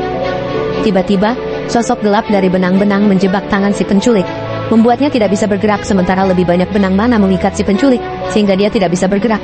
Hans mencatat bahwa si penculik pasti telah membunuh banyak korban sebelumnya. Saat mendekati si penculik, Hans meletakkan tangan di kepalanya untuk menemukan kebenaran menggunakan kemampuan spesialnya. Hans mulai membaca pikiran si penculik dan melihat bahwa dia telah membunuh banyak orang di masa lalu dan adalah seorang pembunuh berantai. Jadi Hans langsung membunuh pembunuh berantai itu, membuatnya berteriak kesakitan saat dia terangkat dari tanah. Hans memberitahunya bahwa bahkan kematian pun terlalu murah hati untuknya. Dia butuh beberapa mayat hidup untuk diperintah di bumi ini, dan memutuskan untuk mengubah si pembunuh berantai menjadi salah satunya. Mengubah seseorang menjadi mayat hidup itu cara yang kejam, melibatkan pengulasan darah dari tubuh subjek.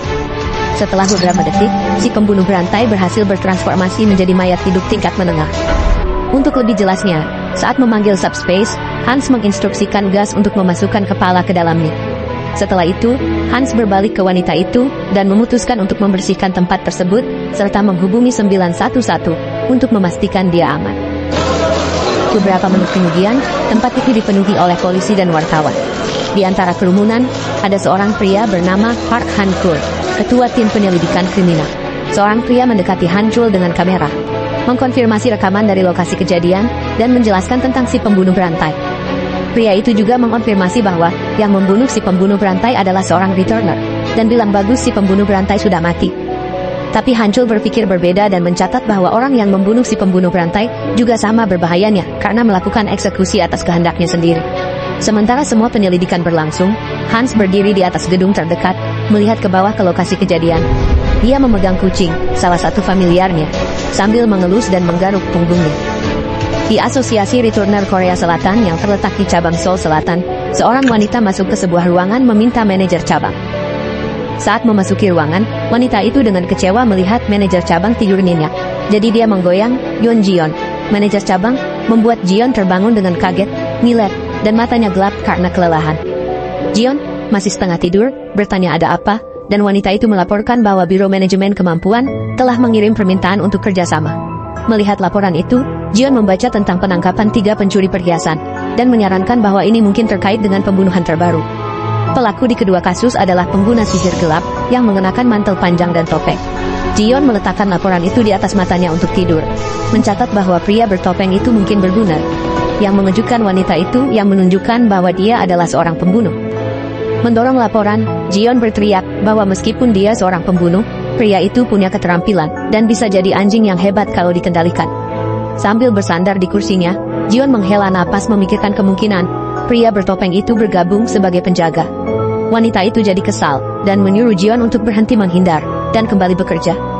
Jion berteriak dengan campuran kemarahan dan kelelahan, mengklaim ingin memukul wajah semua penjahat sampai hancur. Keesokan paginya, kembali di apartemennya, Hansung melihat keluar jendela merasa puas setelah menghancurkan semua penjahat, kecuali kalau penjahatnya adalah pembunuh berantai. Hansung biasanya berhenti di saat ia mengutuk teror dan menghukum mereka dengan tepat. Selanjutnya, dia berencana untuk melihat siapa yang telah menyebabkan kekacauan terbanyak di tempat umum. Sementara itu, karena Hansung sudah menyelesaikan banyak hal, dia berpikir seharusnya kembali ke dunia lain untuk melihat Diana dan Aaron. Paman mereka tiba-tiba menangis dan langsung memeluk mereka, sangat senang melihat mereka hidup dan sehat. Melihat ketiga orang itu berpelukan dan menangis saat reuni, Heinz merasa lega bahwa paman itu mungkin orang yang baik. Heinz awalnya merencanakan untuk menggunakan ancaman jika paman itu menunjukkan perilaku yang mencurigakan. Menggenggam tangan Heinz dengan penuh rasa terima kasih. Paman itu berterima kasih padanya karena telah mengantar anak-anak dengan selamat, dan Heinz hanya bilang tidak apa-apa. Diana melangkah maju dengan mata berkaca-kaca dan memeluk Heinz erat-erat, mengucapkan terima kasih dengan isak tangis. Sambil mengelus kepala Diana, Heinz berjanji akan mengunjunginya dari waktu ke waktu dan menyuruhnya untuk berbuat baik dan bersikap baik. Sementara itu, Diana terus menangis, meratapi bahwa dia khawatir sifat Heinz akan berubah. Tapi melihat dia masih baik, dia merasa lega. Terkaget dengan pernyataan ini, Heinz bertanya pada Diana, apakah dia benar-benar berpikir sifatnya telah berubah? Heinz penasaran apakah itu mungkin pengaruh persona. Karena persona memberikan Heinz campuran emosi negatif dan keinginan untuk pengetahuan. Jadi Heinz percaya, persona mungkin telah memberinya sifat yang tenang dan terkendali. Diana bertanya pada Heinz, apa yang akan dia lakukan sekarang? Dia akan memanfaatkan kesempatan ini dan pergi berziarah. Ibu kota kerajaan Talaria adalah tempat yang damai dan indah.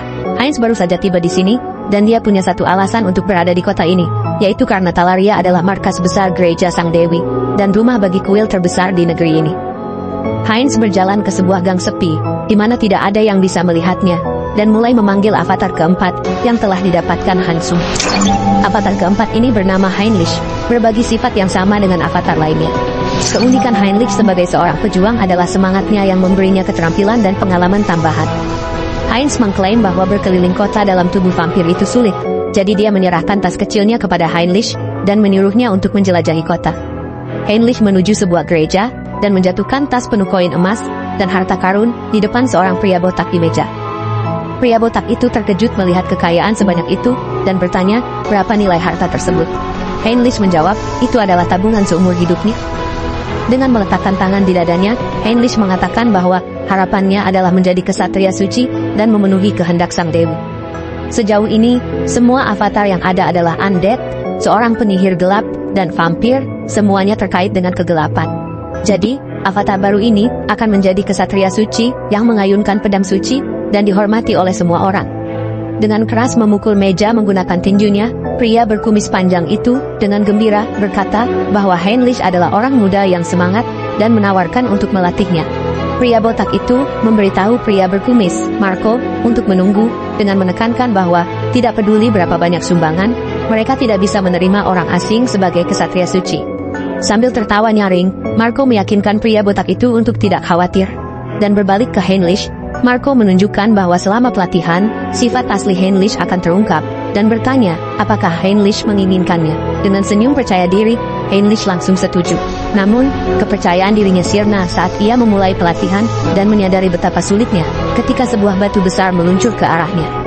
Dia menggunakan kedua tangannya untuk menghentikannya, menerapkan semua kekuatannya. Sudah sebulan sejak Heinrich memulai pelatihan sebagai kesatria suci ini. Latihan dimulai dengan pikiran bahwa itu akan mudah, tapi ternyata dia salah, dan sekarang dia belajar dengan cara yang sulit, bahwa itu tidak mudah. Batu besar itu sangat berat sehingga Heinrich mulai berkeringat karena mendukung beratnya. Seorang pria bertubuh kekar yang melihat trainee nomor 12 hampir tertimpa batu itu memarahinya, mengatakan bahwa fokusnya mulai hilang. Dengan mendekat ke arah pria yang hampir ambruk itu, pelatih berteriak agar dia fokus, dan mengubah doanya dari beban berat batu, dan ketakutan akan tertimpa hingga mati. Pria itu mulai mengubah doanya, lalu dia menambahkan lebih banyak tenaga ke tangannya, dan berhasil mendorong batu itu tinggi-tinggi, membuat pelatih senang melihatnya. Heinrich mencatat bahwa dalam kondisi ekstrem, doa yang berulang memperkuat iman dan meningkatkan kekuatan ilahi. Sementara itu, seorang trainee lain membuat yang lain memukul punggungnya dengan palu berduri sambil memamerkan ototnya. Trainee lainnya menghancurkan palu besi dengan bisep telanjangnya. Melihat pria-pria ini pamer seperti itu, Heinrich merasa tidak nyaman. Trainee sebelumnya memberitahu Marco, pria berkumis itu, bahwa para rekrut yang dia bawa bukan main-main. Kedua orang itu memuji kekuatan Heinrich, mencatat bahwa bahkan tanpa dibaptis, dia sudah sangat kuat, dan ingin melihat seberapa banyak dia akan meningkat setelah dibaptis. Mendengar mereka bicara tentang dirinya dengan cara yang tidak senonoh, Heinrich merasa semakin tidak nyaman, dan sangat canggung. 3 bulan telah berlalu sejak Heinrich mulai pelatihan Holy Knight, dan berkat semangat pejuangnya dan keterampilan pemulihan supernya, dia belum ambruk. Sementara tubuh dan staminanya telah meningkat dari latihan, ada satu hal yang benar-benar mengganggunya. Meletakkan tangan di bahu Heinrich, Marco memintanya untuk berbalik, memamerkan bisepnya, dan menyarankan agar mereka melakukan latihan dada bersama. Tapi pria lainnya tidak setuju, dan sambil memamerkan bisepnya, menyarankan agar mereka sebaiknya melakukan latihan punggung yang solid. Saat kedua pria itu menatapnya seperti mangsa, Heinrich merasa sangat tidak nyaman, dan mulai bergetar karena cemas. Nanti hari itu, setelah latihan, Heinrich memberitahu temannya, bahwa setiap hari para orang aneh itu datang ke dia, dan minta untuk berlatih bersama, membuat temannya tertawa. Saat itu, tiba-tiba kerumunan orang menjadi ramai, saat mereka melihat seseorang datang seolah-olah mereka sudah menunggu. Uskup Agung Latius dan Paladin Tuskin berjalan melalui gerbang, disambut dengan hangat oleh semua orang di sekitar. Teman Hein menjelaskan bahwa mereka yang baru datang telah pergi berpetualang dengan kesatria suci dan crusader, dan baru saja kembali. Hein mengenali Tuskin sebagai orang yang bertarung melawan Hans beberapa waktu lalu. Jadi Hein menyadari bahwa Tuskin dan rombongannya pasti sudah mencari Hans selama ini. Setelah beberapa hari, upacara baptisan resmi untuk mereka yang lulus kriteria diadakan di aula besar gereja. Pendeta yang berdiri di depan di podium mengatakan bahwa karena keadaan khusus, upacara ini dipercepat. Tiba-tiba, dia memanggil para peserta didik yang namanya dia sebut untuk maju. Teman Hein yang duduk di sampingnya bertanya, mengapa mereka harus mengadakan acara yang hanya terjadi sekali setiap 6 bulan. Hein mengasumsikan ini karena para ksatria sangat membutuhkan tambahan kekuatan untuk mengejar Immortal King. Meskipun begitu, Hein sangat bersemangat tentang kesempatan ini dan mempertimbangkan untuk menggunakan keterampilan persona dan mind hack. Pendeta memanggil peserta didik Max, dan saat Max berlutut di depan pendeta, ia diminta untuk mengucapkan sumpah. Mereka yang menerima baptisan mengorbankan semua mana mereka kepada dewa dan tidak dapat menggunakan sihir, tetapi sebagai imbalannya, dewa memberikan berkah kekuatan suci yang sangat besar. Besar kecilnya berkah yang diterima setiap individu bervariasi, dan faktor terbesar yang menentukan adalah iman kepada dewa. Semakin murni dan tulus iman mereka, bebas dari kebohongan atau keraguan, semakin kuat kesatria suci yang mereka jadi. Pendeta memanggil Hein. Hein meninggalkan tempat duduknya dan berjalan ke depan dengan sikap serius. Sampai sekarang, Hansung telah menggunakan Mind Hub untuk menekan rangsangan eksternal atau menahan emosinya. Tetapi sebaliknya juga mungkin. Jadi Hansung menggunakan skill persona untuk menanamkan emosi iman ke dalam Heinrich, sehingga ketika pendeta mengekstrak mananya, Heinrich menggunakan Mind Hub untuk menyaring ketidakpercayaan dan keraguan, mana Hein menjadi murni tanpa ragu. Ini memungkinkan Heinrich untuk menyerap berkah hingga potensi maksimum. Sementara Hansung memfokuskan kekuatan mental dari semua avatarnya ke Heinrich.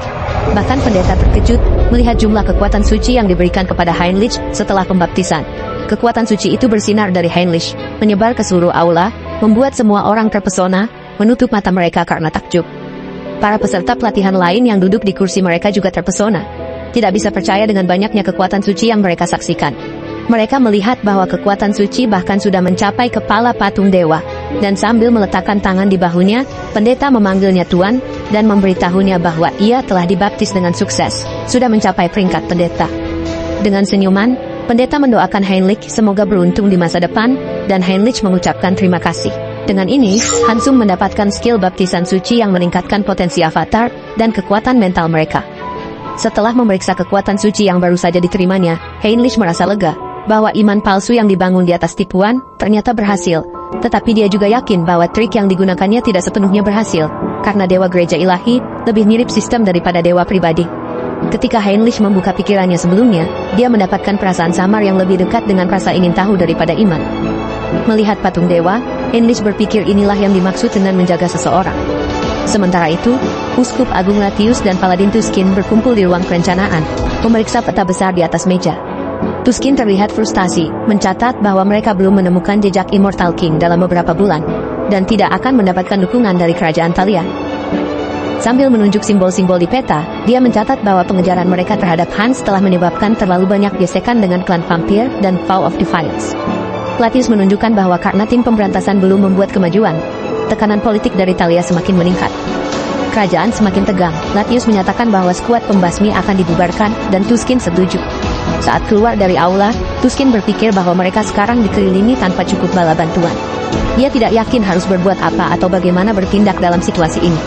Sambil tenggelam dalam pikirannya, dia terkejut oleh teriakan dan melihat ke bawah untuk melihat Max yang baru diangkat sebagai pelatih. Max melihat celah dan menyerang dengan tombaknya, melukai Heinrich yang mengerang kesakitan. Heinrich membalas dengan menikut Max tepat di wajahnya, mematahkan hidungnya. Serangan itu membuat Max jatuh ke tanah, dan Heinrich dinyatakan sebagai pemenang saat sistem memberikan dia keterampilan teknik bertarung Crusader karena latihan berulangnya. Menggabungkan pemulihan super dengan kekuatan sucinya, Heinrich langsung menyembuhkan luka yang diterimanya dari tombak dan membantu Max berdiri.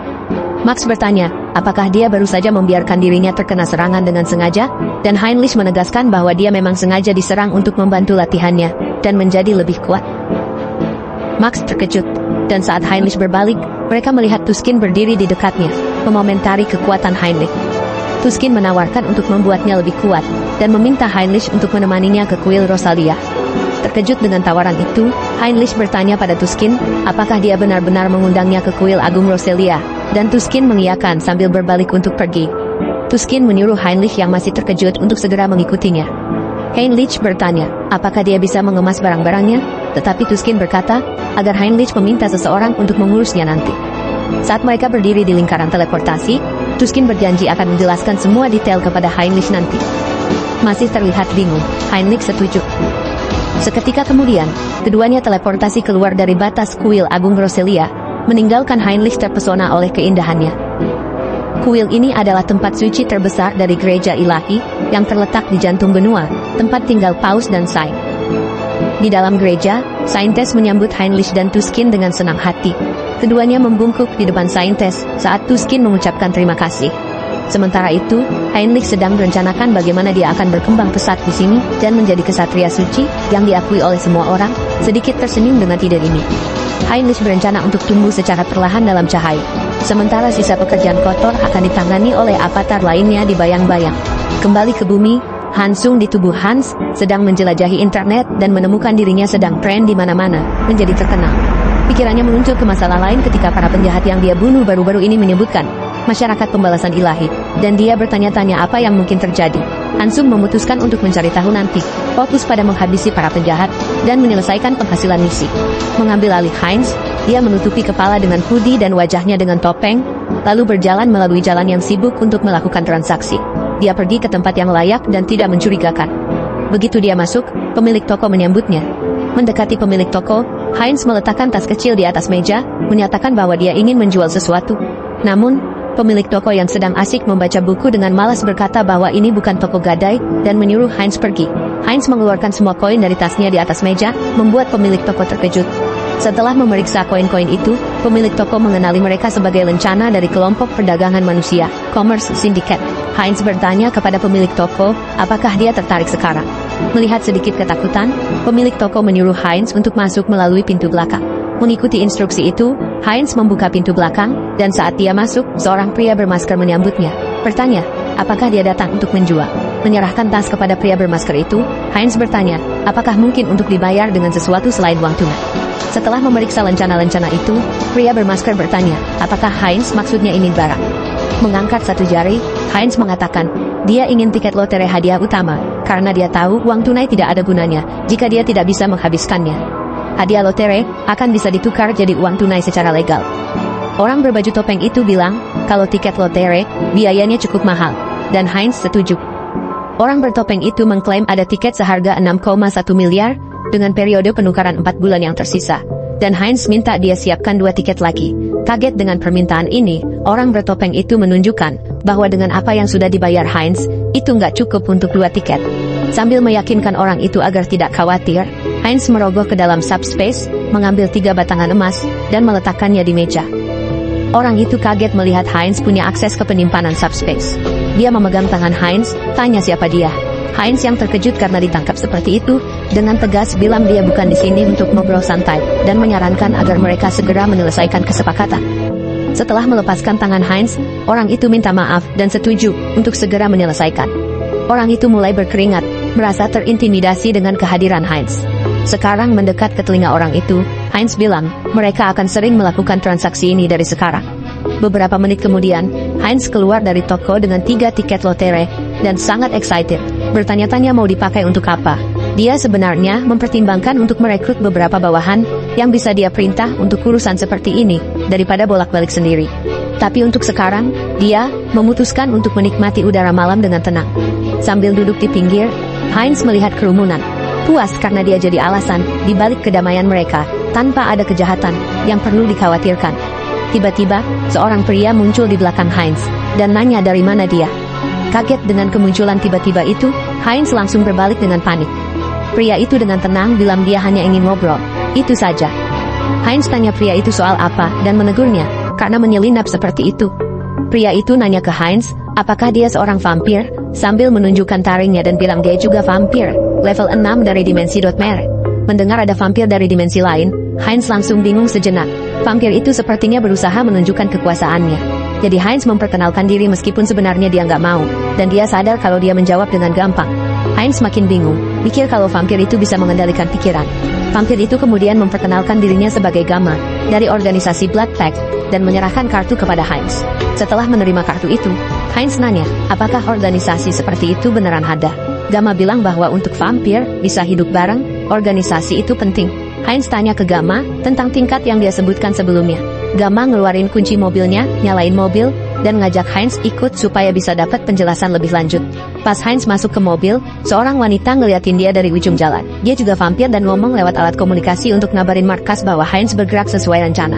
A few moments later, di suatu hari di dalam sebuah dungeon, seorang penyihir hebat, Shin Hayul, melangkah percaya diri menyusuri koridor sepi untuk menghadapi monster raksasa, dan mengakhiri segalanya sekali dan untuk selamanya. Dia mengeluarkan mantra yang begitu besar, hingga terlihat dari kejauhan di seluruh pegunungan. Sihir yang dia ciptakan sungguh luar biasa, dan dengan satu perintah, dia membekukan segalanya di jalannya, termasuk monster yang langsung berubah menjadi es. Hayul adalah seorang anak yang dulu dianggap aneh, dan bahkan tidak bisa menggunakan sihir dengan benar, tapi lihat sekarang dia sudah berubah. Mengubah nasibnya, bangkit di atas stigma untuk menjadi seorang penyihir hebat, yang belum pernah dilihat siapapun. Untuk melihat bagaimana dia mendapatkan kekuatan seperti itu, mari kita kembali ke awal di mana dia mendapatkan kekuatannya.